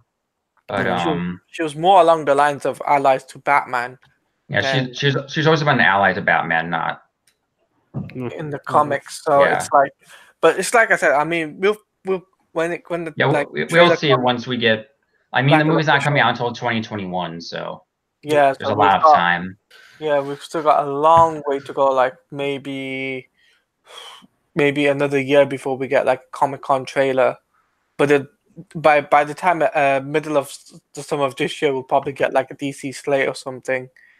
I think DC is far past slates. They're not going to do it. They're not going to do slates anymore because the problem with slates is that you're going to put a date on a movie that's you're going to put a date on a movie that's in development that is you're basically forcing the team to meet that date.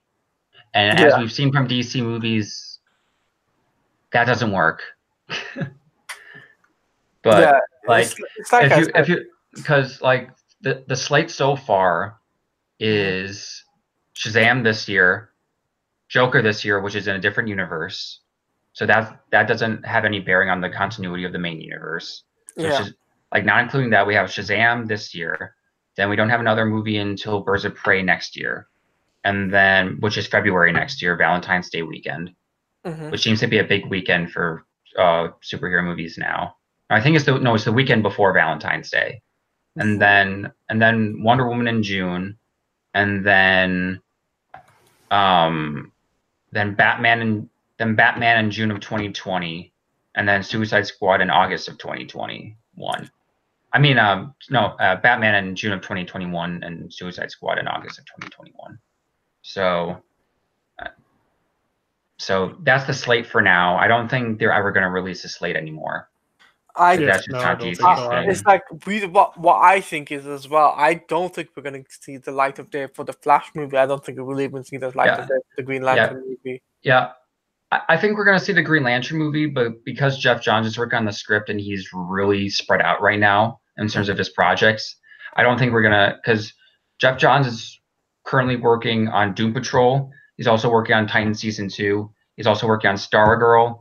He's writing comics. He's writing the script for Green Lantern Corps. So I don't think we're going to see Green Lantern Corps till probably 2022 or 2023. I don't think we'll see the Flash at all, because even though they have a director. I personally think since the whole, I guess you can say, Snyder versus over, I think they're probably just going to recast Ezra Miller, because Ezra Miller is committed to the Fantastic Beasts franchise, and Fantastic Beasts 3 keeps getting pushed back. Oh yeah, that franchise is getting pushed back, more pushback. More and more pushback. So there's going to be no way Ezra Miller is going to meet the schedule for the Flash movie. So just recast him. I don't, just like to quickly talk about that Fantastic Beasts. I don't know why the thing's getting delayed, and then their whole response is because the movie's going to be bigger, and I'm just like, but you guys would have known all that, so I'm just confused. I think they're just going through a page 1 rewrite. Yeah, that, or they just. I think what they need to do not have J.K. Rowling. Yeah, not have J.K. Rowling there. Yeah, because Fantastic Beasts had so many plot holes. Well, Yeah. and I'm a big Harry Potter guy, and when there was a twist, and I'm like, that makes no sense whatsoever. Not mentioned once at all in the books. You're just making things up at this point.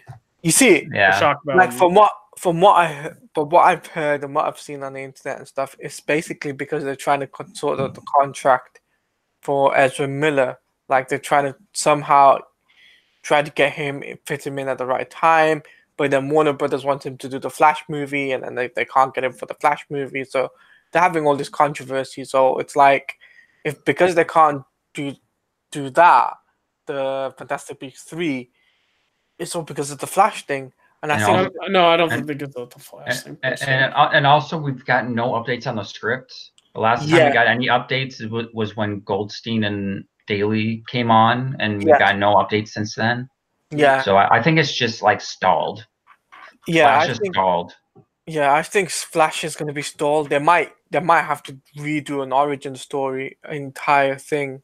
It's gonna be weird though. It's like, I feel like they're gonna recast him after a certain amount of time, a certain amount of years pass. Yeah, like no one's gonna remember him in terms of the only person they'll probably remember is Henry Cavill, but besides that, and Gal Gadot and Gal Gadot's having her own movie, so yeah, no one's gonna forget about her. Like Wonder Woman is gonna have her trilogy. I assume, like after 84 comes out in 2020, I think Wonder Woman 3 will probably come out around 2023. Yeah, like summer of 2023, and that will end. The whole trilogy. That will end the whole trilogy. Aquaman 2 will probably come around 2021 because they're doing that Trench movie. Yeah. Which I've kind of warmed up to because I think it's interesting that they're expanding the universe. But is it going to be by that's the spinoff, right? Yeah, it's going to be produced by James Wan, but directed and written by someone else. Okay, that's what I was thinking.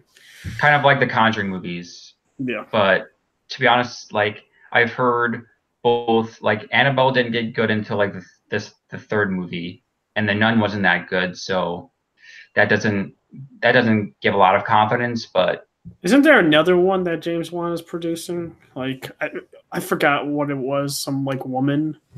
I have no idea. I have no idea. He's always a producer on those type of horror movies, but it's but like, you know. Well, James Wan is also doing Swamp Thing. He's also producing Swamp Thing for DC Universe.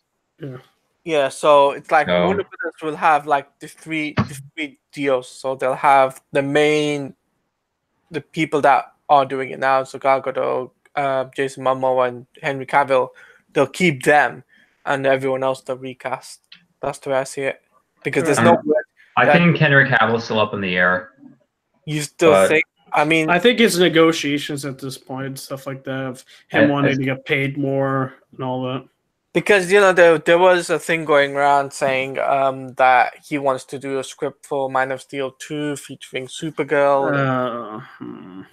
And that's just a rumor. I don't pay attention to all those scoops and stuff. Even though it's a rumor, even though it is a rumor, I think it is a plausible rumor that could be a thing. That's what Henry Cavill might be. My thing is, I highly doubt about that rumor about him wanting to write. My thing is, if you want to have him write, like have him write an indie movie and then prove yourself about wanting to be able to, create a script for a high big budget movie. Yeah, I get where you're coming from. You can't just trust an actor just to write a script like that. He wants to do more Superman. That's what he's been saying. Then if he would definitely take the contract that's already been given or take the same pay. But no, it's because, and I respect that, he wants more money, and Warner Brothers doesn't think that he should be able to get more money.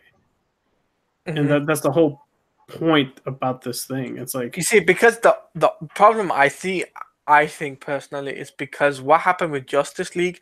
I think because of that, they should give Henry Cavill some sort of form where he does have a little bit of control, with the story, like that, like they did with the Superman 4, where Christopher Reeves had some sort of control for Superman 4 with the story. I did see how Superman 4 came out. But yeah, I did. I'm good, dude. I don't want any actors having control of movies unless they're a director themselves.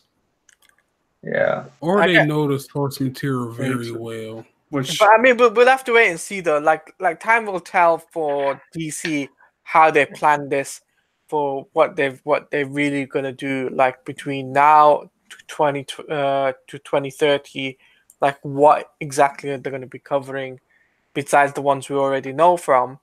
What other things they could really cover between now and then?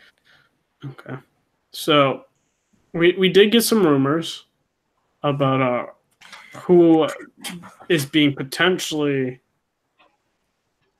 I guess, negotiated with, even though we'll talk more about the story as well, about Army Hammer potentially being Batman. Potentially, air quotes. Oh, yeah. I know. We're talking, already. yes, we're talking about that. I have the article up.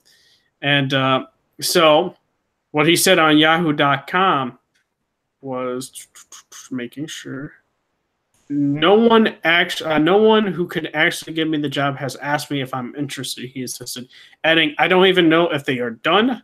They're still working on a script. The actor went on, I don't think they are close to production, but I can conclusively tell you that no one has checked my availability, which is a bummer.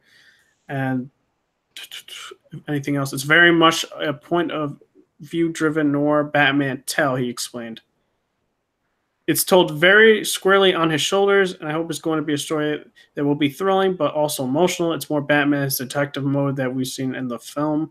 The comics have a history of that. He's supposed to be the world's greatest detective, and that's not necessarily been a part of what the movies have been.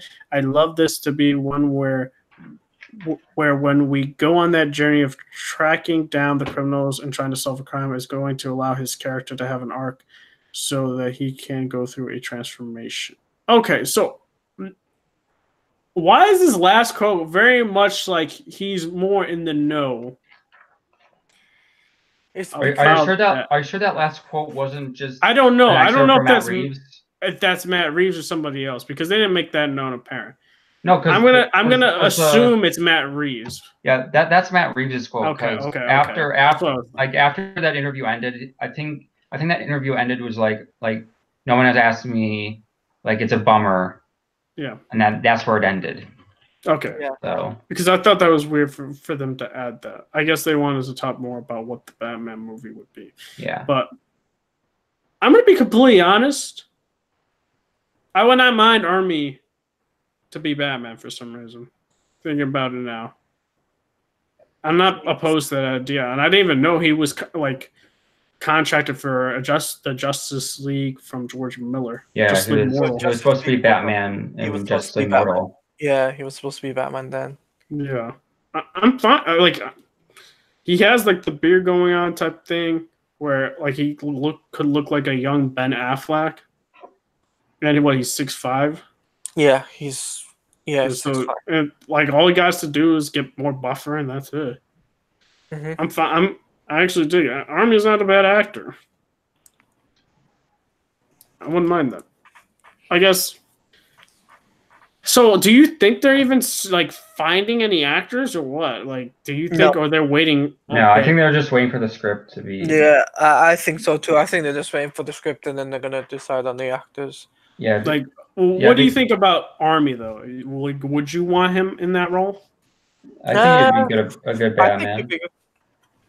I think he'd do a good role. I mean, there was the other guy that was. Are you talking about the guy that did the audition thing on YouTube? Yeah. No, I'm good, man. I didn't think he was that good, dude. I don't think he was that good. Here's the thing: the other guy was supposed to be he was auditioning for Batman vs Superman: Dawn of Justice. Yeah, I'm good, man. But he's a stunt. But he's a stunt. But he's a stunt double. Yeah, I'm good, dude. Double. If I had to choose between Army and that guy that was auditioning, that I'm picking Army, man. I'm sorry, the guy was not that great. I mean, if it Okay, was what about you, Inspector? If you had to choose between that guy or Army, who would you choose? I would choose Army. No. it's like obviously, of course, we're gonna say it's gonna be Army because like Army did get the role for Batman before, but I just think now it's like what he's 40s. No, he's like 32. He's still young, my man. Like what? He's 32, right? 32, yes. Warner Brothers could potentially use him. You know, if Warner Brothers really look at the fan base right now, they could use him and say, "Look, fucking young Ben Affleck to me." I mean, but at the end of the day, how is like he does want to play the role.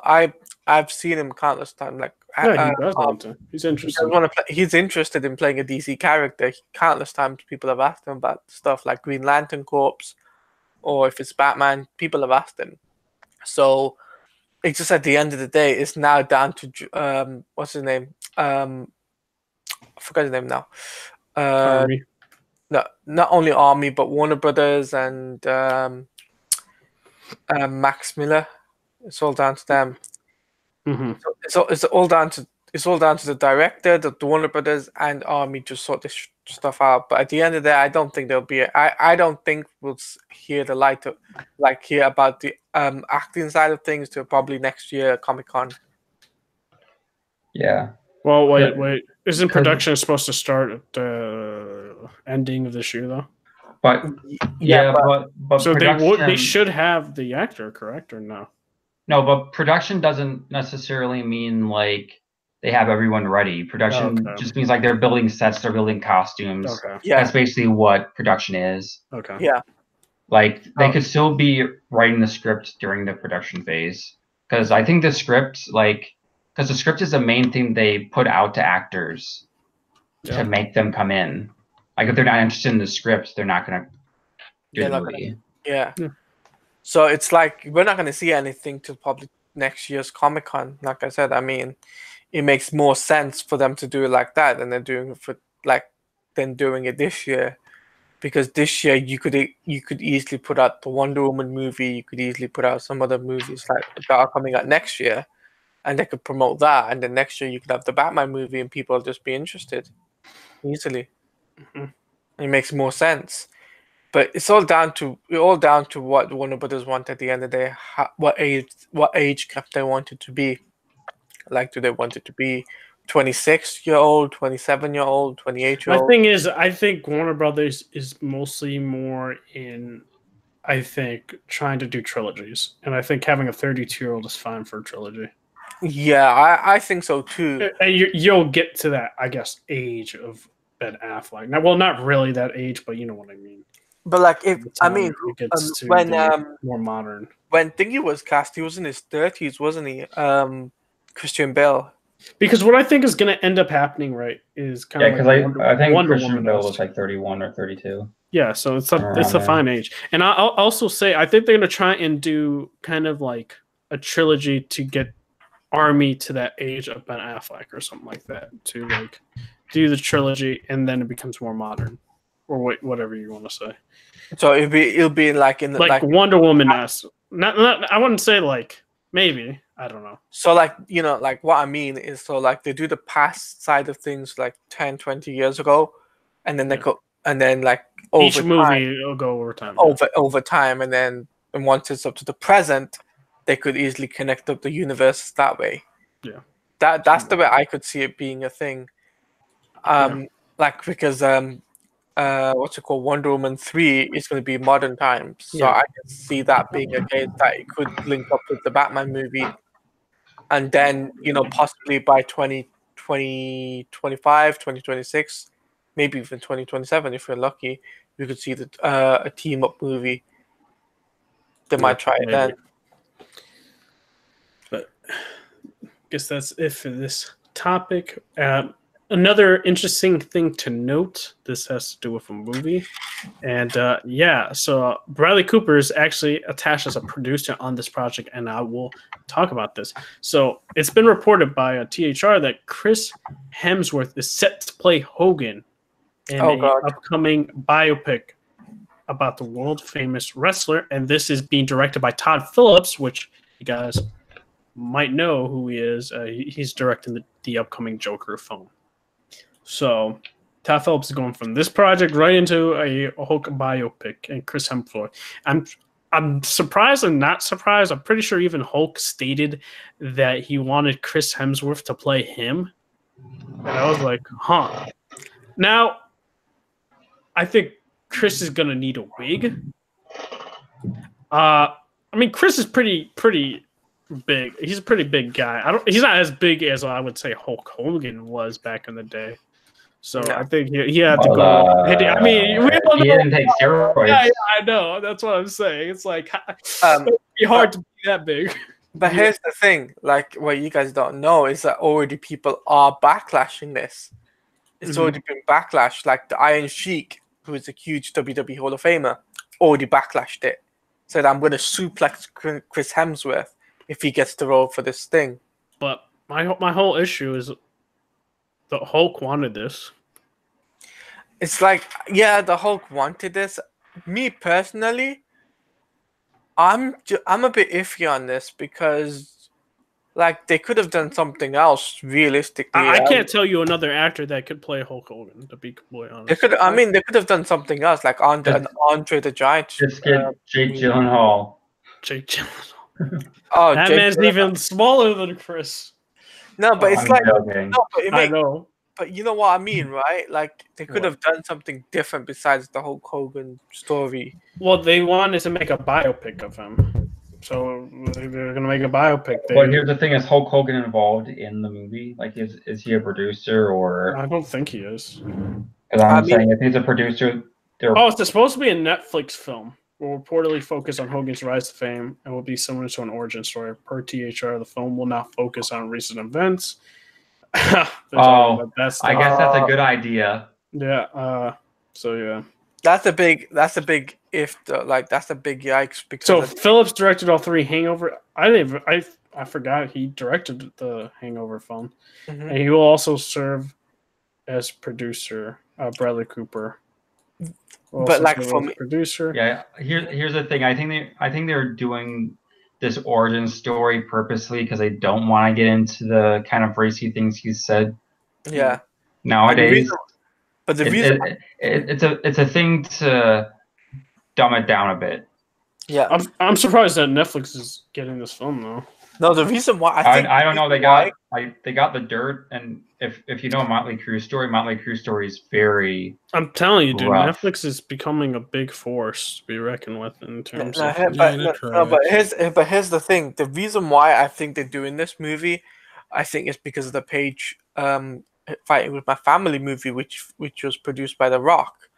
And to be honest with you, I think that's the main. Well, that was an actual WWE superstar producer. Well, former WWE superstar. This is with like big name directors and actors are being producers to it with Todd Phillips directing it. Yeah, but like don't forget The Rock did have like contacts and stuff like that, and it was Stephen Merchant or something like that, and it did feature Vince Vaughn, who was also in the movie. So the way I see it is they might just be doing it because they're looking at the biology of superstars past and the present. You know, they're trying to do it like that. That's the way I see it. And, you know, it could work out for WWE or it could not, depending on how they see it.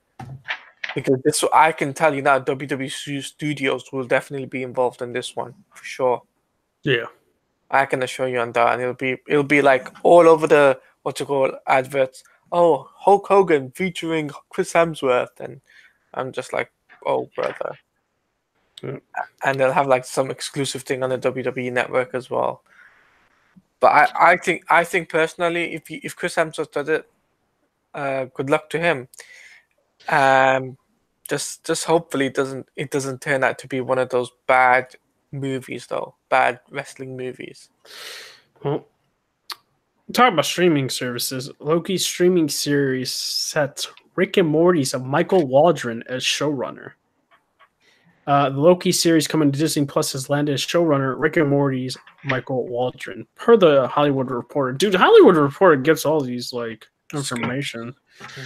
That's crazy. Waldron will write the pilot episode, executive produce, and act as the show's creator. Tom Hiddleston, who has portrayed Loki numerous times in the Marvel Cinematic Universe, will reprise his role in the series. This Loki series is rumored to follow the Norse trickster god as he shapeshifts and pops up throughout human history, influencing historical events. The premise could help explain his ability to exist in his own series, considering the events.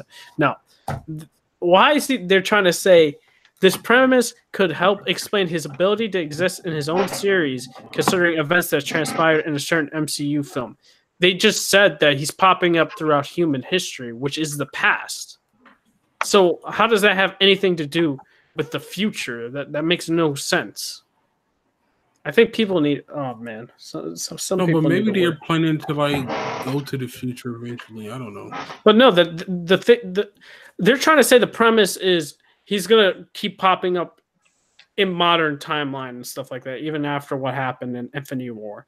That they're saying throughout human history. Human history is talking about World War I, the Vietnam War, World War II, Cold War, Korean War, Civil War, Revolutionary War. Like he'll be popping up in those timelines. Like I don't understand why people were thinking, oh, then somehow Loki's going to exist. No, it's just this is just going to be happening throughout the past. It has nothing to do with the future. Personally, it'd be interesting. It still doesn't make any sense to me because I feel like in Thor 1, see, this is where I get a little confused because in Thor 1, he seems like this kind-hearted guy until he finds out about everything that's happened and who he truly is, and then he starts becoming, a complete asshole. And then in Thor 3, you find out he's a complete dick to Thor as kids. So that's where I get the disconnect and stuff like that. But it'll be interesting. Having Rick and Morty, I do like Rick and Morty. I think it's hilarious. I think it has some really good humor in it. So I'm fine with that. But, the writer, like him creating the show, I do think he's going to have to tone it down for Disney Plus. I'll say that. But I'm fine with it. Fine with Rick and Morty. Dude, I think there should be a Rick and Morty cameo, though. I'm not going to lie. I think that would be hilarious. What do you think about this, Inspector? I guess it's fine. Like, I don't think it makes me more interested in this series. But like, I guess it's cool that they got the writer for Rick and Morty. I don't know if he's the right guy. I guess I just got him because he wrote Rick and Morty, which is a comedy, but it's way more adult than this Loki show will probably be. But yeah. I don't know. I'm kind of indifferent to it. What about you, Jago? What do you think? I never watched Rick and Morty, so I really have no opinion. I'm kind of looking forward to the show because I did enjoy the Loki character. Like, even though I do kind of agree with you, it's like sometimes it's like he seems like he's a good guy, but then it's like no, he's a bad. It's like I don't know. Yeah, I'm looking forward to it. Yep. What about you, Slotty? What do you think? No comment. No comment? Oh, man. You know what you need to do? Go watch some Rick and Morty. No, I'm definitely not doing that. I'm not doing that. Oh, man. But you watch Dragon Ball? Dragon Ball is a different thing, okay? It's nice. Rick and Morty is better than Dragon Ball. That's true. So, Ghostbusters director Jason Reitman says sequel will hand the movie back to the fans. He says, I want to make a movie for my fellow Ghostbuster fans. Not that abomination that was 16's reboot of Ghostbusters. Oh, no. Was that his exact words, or was that? No, that was just me. I added that. Oh, I'm like, oof. Get Leslie Jones even more up in a bunch if you said that. I wish she said that. But the director for the upcoming Ghostbusters movie, Jason Reitman, he said his movie is intended to appeal to fans of the first two films. In an interview on Bill Burr's Monday Morning Podcast via the playlist, Reitman, the son of the original film's director Ivan Reitman, made several comments that perhaps distance this movie from the 2016 reboot. Reitman believes his film will be more in line with the original Ghostbuster films, citing his own attachment to the movies that were made in his youth. This is going to be a love letter to Ghostbusters, said the director. I love this franchise. I grew up watching it. I consider myself the first Ghostbusters fan, which is true because he legit was able to go on the set and see Ghostbusters, so he was the first fan. I was like 7 years old when the movie came out, and I love it. I want to make a movie for my fellow Ghostbusters fan. According to Reitman, great effort has been dedicated to bringing back elements of the original movies, even for the brief teaser that was recently released. We went back to work, to the work files for the sound of the proton pack, and we went back to the stems of Elmer Bernstein's score. Reitman explained, just for when when it says in the teaser, summer 2020, we went back and found the original physical vinyl letters they used to create the Ghostbusters poster in 1984, rescanned them, and then our titles guys reprinted them. We filmed the titles, not like in a computer. We shot physical titles with a light and smoke effect because that's how they would have done it back in the day. We are in every way trying to go back to the original technique and hand the movie back to the fans. And I'm fine with that. I think this is amazing, and I hope every person that was upset that nobody watched Ghostbusters, I hope they get it something even more. No, I'm just kidding. Well, am I kidding? I'll let you decide that, guys. But this sounds like he's passionate, and he is the first fan, and he's even doing the old techniques to make it, and I'm glad he's doing that. It does show that he cares about the project. He has passion for the project, and I did see some media outlets try to, bash Reitman and say they want 2016 back and talked about his other movies and saying they weren't good and stuff. And I was like, dude, quiet. He's making the actual Ghostbusters movie that we actually want. Just saying. But what do you think about this, Inspector? I guess it makes sense. He wants to distance it from the 2016 Ghostbusters, which was, I don't want to say overly hated. It was more divisive than it was hated, but I understand his comments and I agree with them. So, do you think it's kind of crazy he's going back to old shooting techniques too, for the old yeah, I don't know how that's gonna work. I don't know how that's gonna translate into modern filmmaking, but that's the thing I'm iffy on. I think it might be really jarring to people who are used to modern film techniques. Yeah. So, I guess, Jacob, what do you think about this? As someone who never watched any Ghostbuster movies, I can't say I ain't gonna have a opinion, but sometimes people want to do things and it's like they have they feel like they have a good reason to do it, but it's like, yeah, just because it may seem like a good idea, it's not. There's a reason why we changed our filming techniques. It's because for the better, technology got better, cameras got better. So it's like, yeah, just do what works now, bro. But I mean, I don't know, man. Maybe he just wants to. I don't know. That's just weird to me. Yeah. Okay. What about you, Slider? What do you think? I got no comment because I got Man. no opinion on that. Man, you gotta get a list, Ladia. I gotta watch these stuff. No, I do watch Ghostbusters, so I do know what you mean. But in terms of how he's gonna do it, I have no idea. So that's why I said got no comment. All right, and this is, I guess, a me and Jigga topic. Lena Headey, Game of Thrones' final season will surprise people at every turn.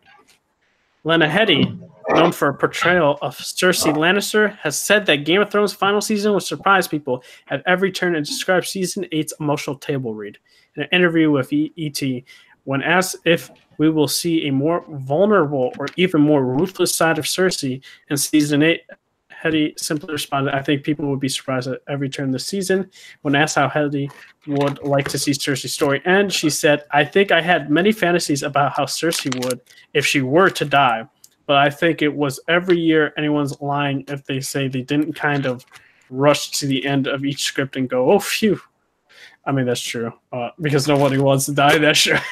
In another interview on Live with Kelly and Ryan, Headey says, we, over the years, have not all been able to make it for the table read. But this year, we were like, let's all go. So it was really emotional. When asked if it was emotional because of the script or because of the gathering, she said it was emotional.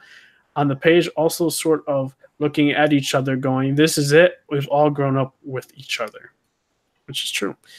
Yet again, no season 2, season 2, no season 8 trailer, final season trailer, which makes me sad. But them being emotional and stuff like that, and them growing, legit growing up with each other, and people were like super young when the first season came out, and seeing them like, I guess, grow up with the series as well is insane. But Jacob, what do you think about her statements about being emotional and stuff like that for the table gathering, reading thing?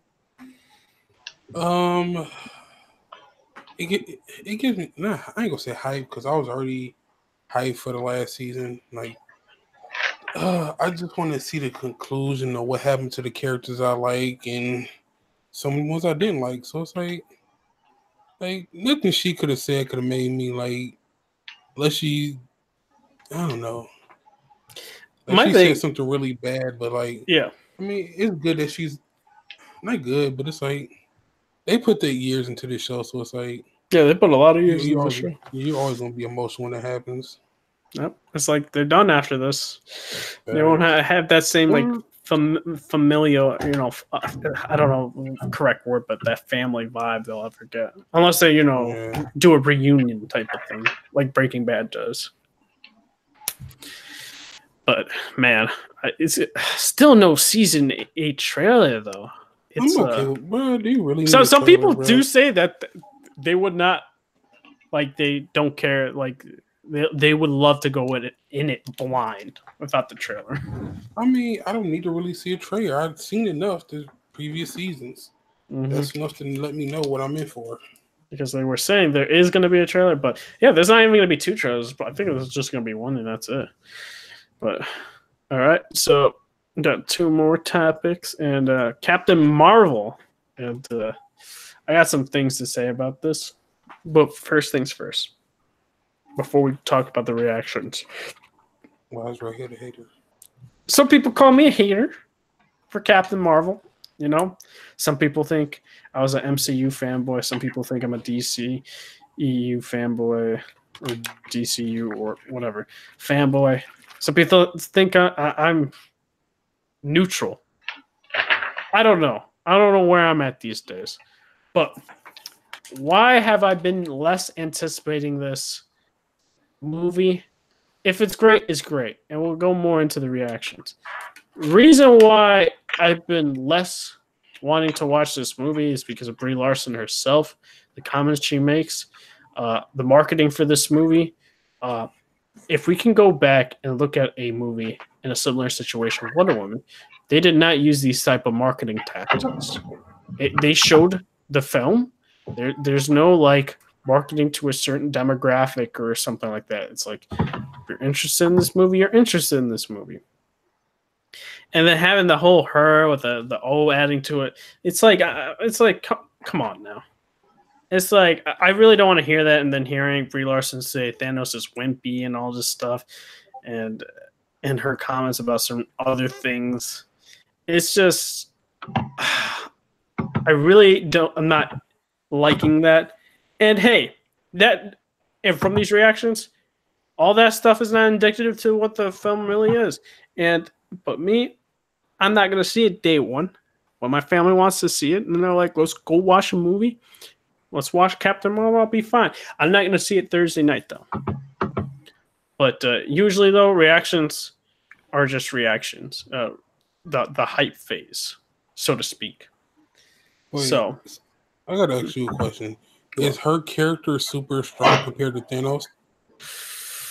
they're saying she's the strongest Avenger. I'll say maybe that's what she's trying to say. Like, I will say this: strong, if can't do shit to her. she kills Thanos in Endgame, I will get angry. I will not lie about that. Why? Because the original Avengers should kill him. That is why. That is true. I agree with that. Yeah. You give me a brand new character and she kills Thanos. I will It's get like, angry. yeah, we're the Avengers. She Just kills come Thanos push him while out the way and everyone. kills Thanos. Yeah, while everyone else like had like a ton of trouble just trying to get the gauntlet off in Infinity War. Exactly. That's what I'm saying. I will get angry. I don't think the Russo brothers would do that though. But hey, man, maybe first time for everything. So we'll go with Scott Menzel first. He said, Captain Marvel is everything that I hoped it would be. It feels completely unlike any other Marvel film, a unique and fresh take on an origin story that feels new. Brie Larson is fantastic as Carol Danvers. This is one of my favorite favorite Marvel movies of all time. And also, I do want to say Carol Danvers, in terms of comics, is not interesting. I forgot to mention that. It's not the Guardians of the Galaxy situation where Guardians of the Galaxy was interesting in comics, but they weren't known. Like Captain Marvel, Carol Danvers barely sells, and she's not interesting. The last time she was popular was when Kelly Sue DeConnick was writing her, like in 2013. And before then, when she was Captain Marvel, not Captain Marvel, Miss Marvel, yeah. she was like, her whole shtick was that she always had bad luck. Mm-hmm. Like in the 90s when she was Miss Marvel, she gave birth to her husband. That was weird. Wow. Like weird alien impregnation where like her husband like implanted himself into her, or like her boyfriend. Like it's so weird. And like and Marvel approved this? Like yeah, in the 90s they approved everything. So but like her whole deal in House of M, like House of M was a story where like the Scarlet Witch, technically it was Quicksilver, but Scarlet Witch gave everyone their like heart's desire, and Carol Danvers' wish was that she was the most popular superhero in the universe. That shows how insecure Carol Danvers is as a character. Yeah. Was at that point. Mm-hmm. So. And shoot, Marvel, in terms of Marvel Studios, not addicted to Brie Larson's comments and the marketing, probably know what they're doing and stuff like that. They might be, and she might, not be the way Brie Larson's making her out to be. Eric Davis said, # Captain Marvel has a great 90s sci-fi vibe with a tone unlike any other Marvel movie. Really. It's retro and trippy, mysterious and dorky. It's funny in surprising places and badass in all the right places. It remains entertaining. You know what these reactions remind me of a lot? Doctor Strange. They're using the same descriptions and verbiage as Doctor Strange. Trippy, like unlike any Marvel movie you've seen before. Funny, like it's the same description as Doctor Strange. Like, I wasn't the biggest fan of Doctor Strange, but I know a lot of people liked it. Mm-hmm. But, like, it's just an observation. Yeah. I feel. As I said, because it's always changing, it's got the right stuff. Jim, oh man, I'm not even pronouncing his last name. Captain Marvel was a lot of fun, just enough 90s nostalgia without overdoing it. Brie Larson's great. Ditto Sam Jackson and Ben Mendelsohn. Goose the Cat is okay. That's cringy, but perfect. Some nice surprises and clever decisions throughout. Cool sci-fi elements and funny. Thumbs up.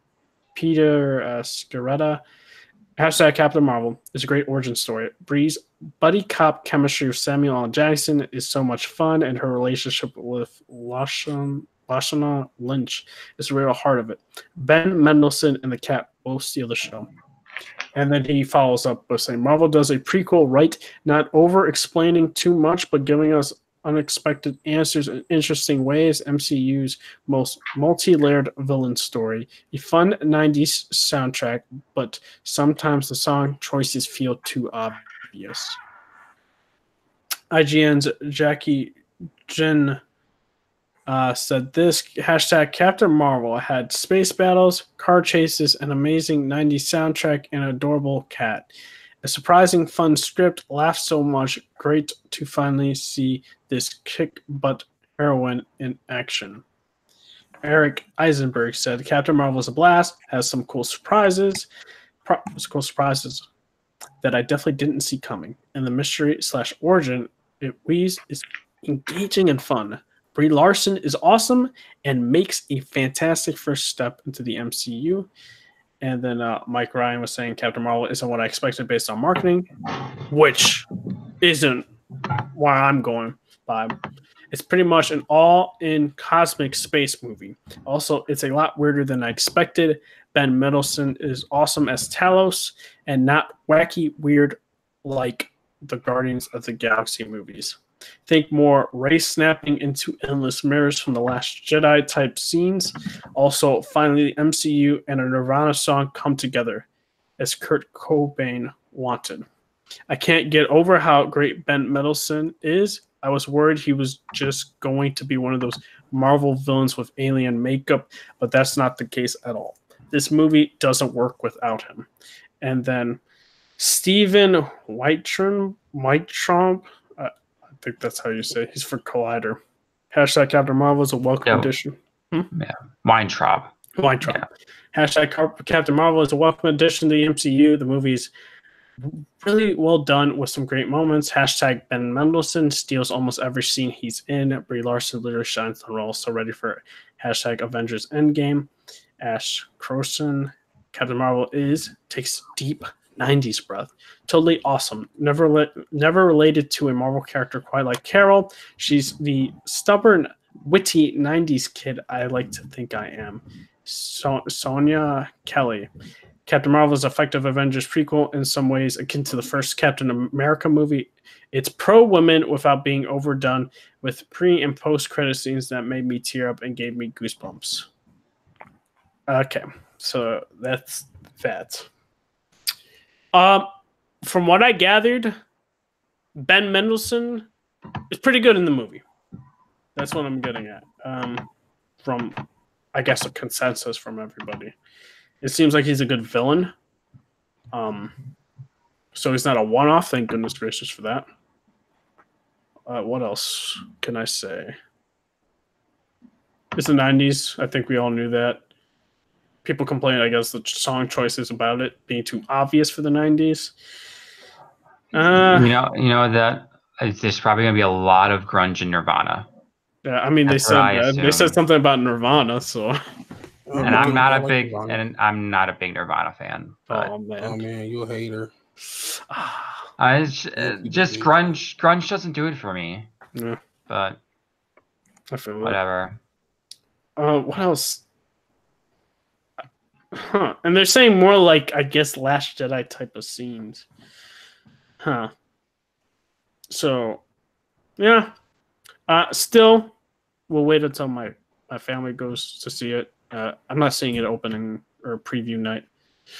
Just because of the stuff she said, man. She doesn't apologize for what she said. Ignore her and watch the movie. I'm not. I can't ignore this. I can't. Oh, man. Here we go. Okay. I can't ignore this, dude.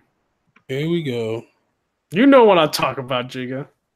Wait, I just ignore her, bro. I'm just saying. And I'm going to also wait until the actual legit reviews come out. You know? No, I'm okay with that. Because a lot of the Twitter reactions do get super overpraised. And then when they actually make the review, it's a lot more critical. Yeah. It happened with a lot of the reactions for every movie, basically. But I guess we'll go and talk about what we thought. I guess for the reactions and what we're surprised about people saying. I guess we'll start with Inspector. What are you surprised about hearing for this for the reactions? Yeah, I mean, I wouldn't call these reactions surprising. They just seem like every Marvel movie reactions. I'm kind of numb to them by now because I expect Marvel movies to have positive reactions. Are you surprised about Ben Mendelsohn being a good villain? Yeah, kind of.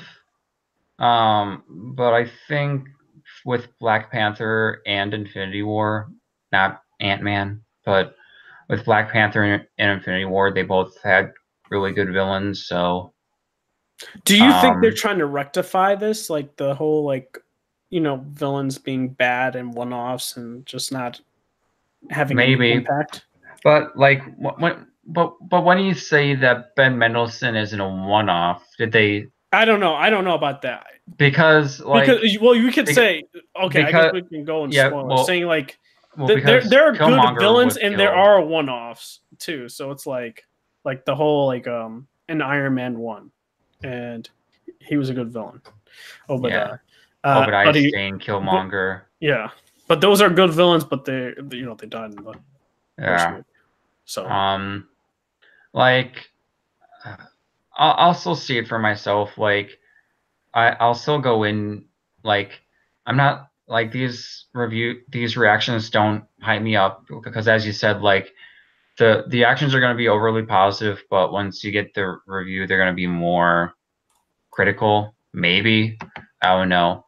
Like when it comes to some sites like Collider, they usually prop these movies up a little bit more than other sites. Yeah, but I know a lot of people make fun of Collider, but shout out to Collider. Hey man, shoot, they get those interviews with the Russo brothers, so I guess they're doing something, right? Yeah. Maybe they're getting paid by Disney. Oh man, I'm kidding. I'm not gonna get into that. Man. I'm kidding. Dude, Disney's paying me, so I can go watch Captain Marvel. Thanks, they definitely. After this, Brie Larson comments and stuff like that. But that's just me. I guess we go with Talati. What do you think about these reactions? Any standouts? Are you surprised about anything? No, I'm the same as Inspector. There's nothing else I can really add. He's taking the words out of my mouth. All right. What about you, Jig? Anything you're surprised about from these reactions? Twitter reactions? You know how people are, but they like to say positive things. So hopefully, like Marvel see it and somehow put them into some Marvel program where you can see the movies early or something. That's what I guess people hope. So then when the movie comes out, then that's when people get a real opinion. Like, yeah, we saw this great thing, but no, it was actually an average movie. Yeah, sorry about that, guys. Like, bro. I'll say this. I will say Avengers Endgame will be a better movie than Captain Marvel. I don't know, but I mean, I've seen, like, I don't like her attitude or how the trailers make her seem like an arrogant character, which I don't like. Kind of like Thor in Thor 1. It's like I hated him in that movie. He was an arrogant asshole. And it's like, fuck you, bro. And that's what I feel like they're going to do to her. Like, she's going to be an arrogant ass character. And it's like, bro, I'm getting tired of that. What I mean by that is just like the Infinity War was good. And it's like, I liked Winter Soldier. And, some people have their mixed opinions on Civil War. But I liked it, right? It was pretty good, yeah. Like, I like the Russo brothers in terms of them directing and stuff like that. They're, I guess, the best directors in Marvel. I liked Infinity War better than Black Panther.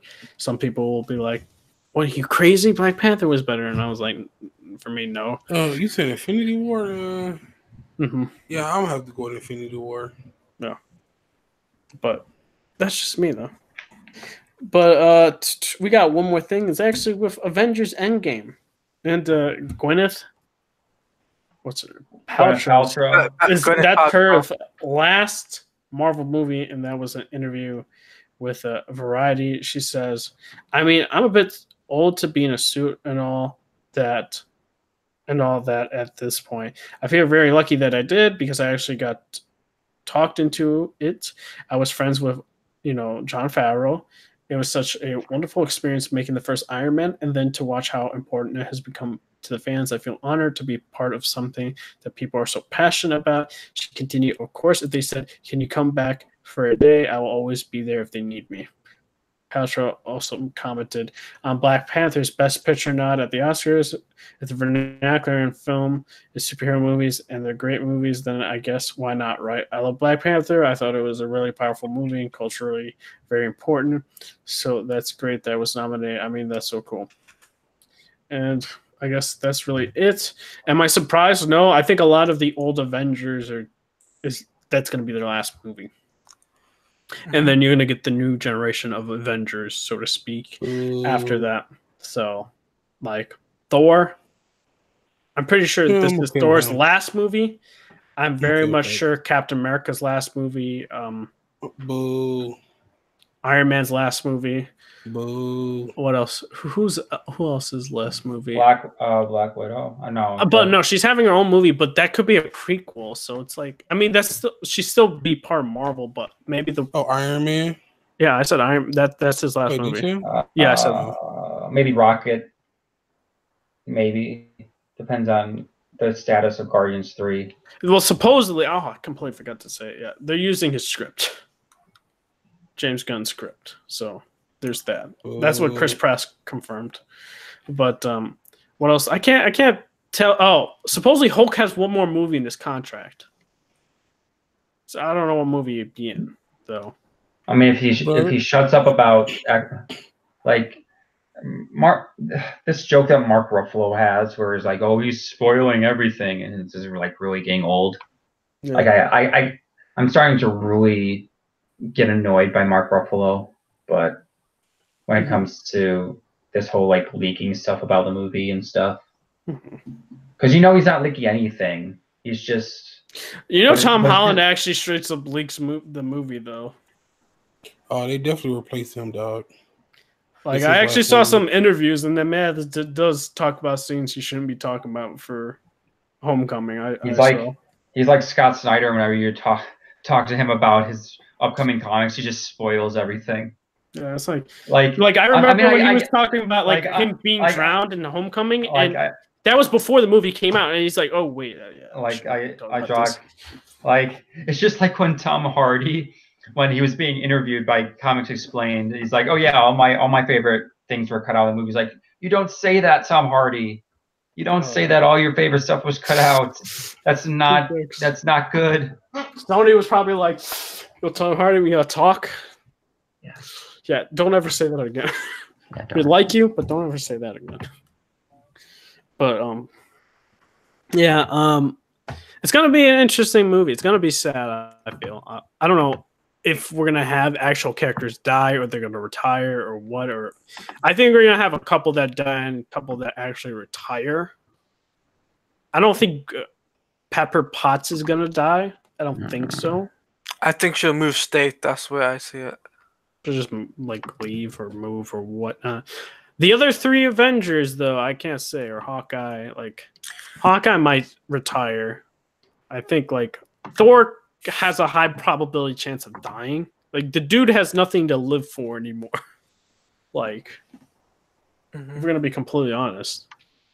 And Iron Man. Huh? Oh, dude, he lost everybody he loved, man. Yeah. No. Apparently, 25% is still alive. No, it's not. No.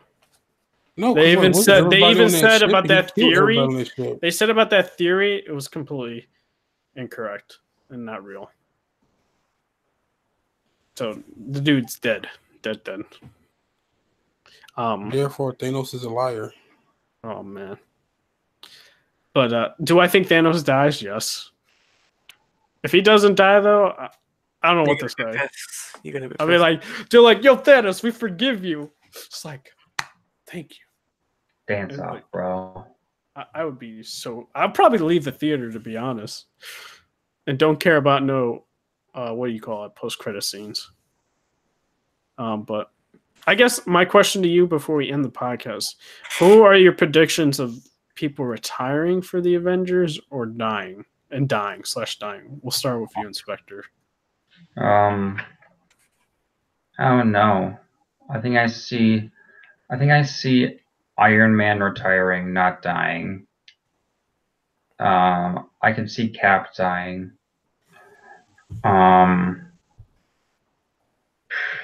Who else can I see? What about Hawkeye? I think Hawkeye will just do his own thing. I think he'll retire. I think War Machine will retire. Mm-hmm.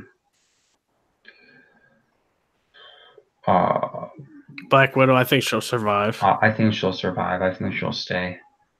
Mm-hmm. I think Hulk will stay. Thor.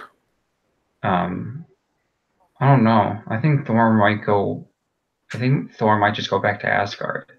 Asgard's destroyed, bro. Yeah, unless you're talking about the land. Yeah. Which is on Earth. But yeah. I don't know about that. Well, you go there. My thing is, like, he has nothing people. left to live, though. Unless you want to say his people. He has, for his people to live for, I guess. But still, you lost your mother, you lost your father, you lost your brother. Your girlfriend dumped you. Facts. Well, he ain't got shit, bro. Well, with his girlfriend, Natalie Portman just doesn't want to be in these movies. Yeah, I know that. That's the excuse, though. They do is, whatever her character's name was, Foster, JD Foster, like dumped him. And that was it. But I don't know. I have a strong feeling that Thor might die, but I don't know who would lead the Asgard people though. So you might be right. I don't know. All right, Jacob. What about your predictions?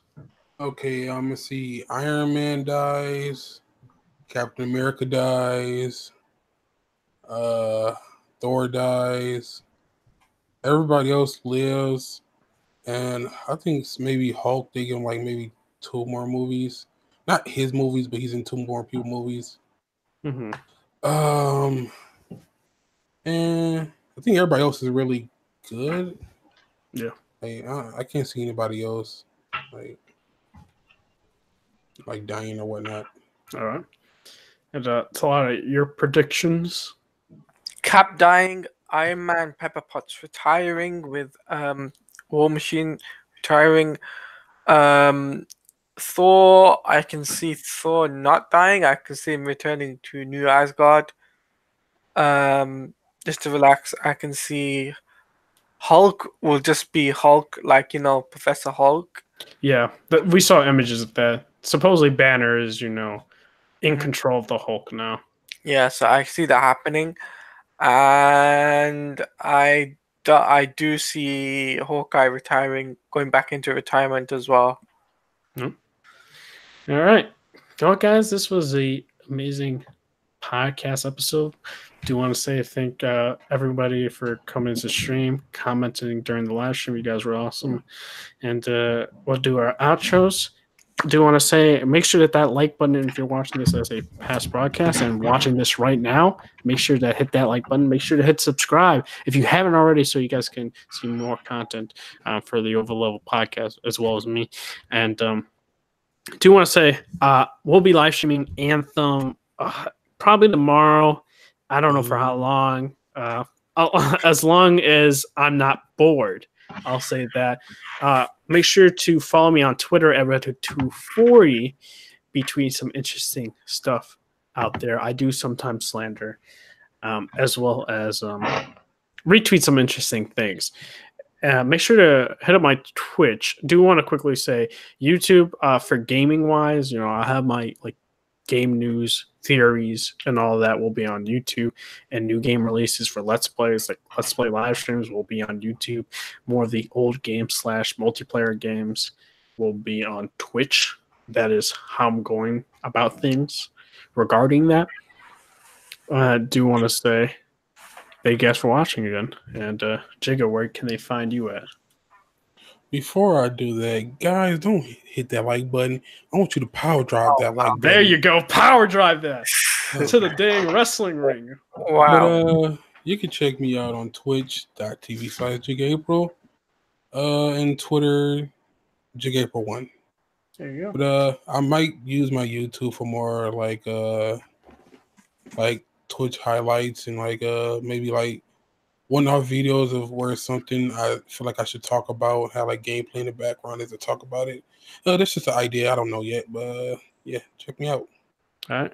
And Inspector, I heard you're writing an article or about to write an article. The article will be up tomorrow. I don't know when, probably late morning, early afternoon.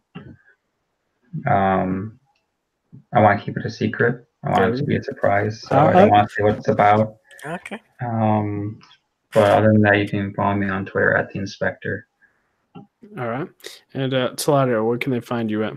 You can follow me on Twitter, which is at Taladia Plays. You can find me on YouTube, which is at Taladia Plays. I have a podcast of my very own this Friday. It'll be the first ever episode of the Collector's Edition podcast, and it'll be very exciting for me and a few of my friends to talk about comic book video games. Tune in then, and it'll be at 9 p.m.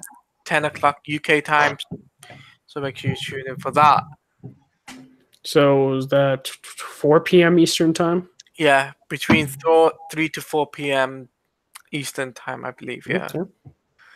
Make sure to check that out. So do want to thank everyone for tuning in yet again. You guys were awesome interacting in the chat. I saw it. Do you want to say this is the Overload Podcast signing off? Bye, guys. See you guys later.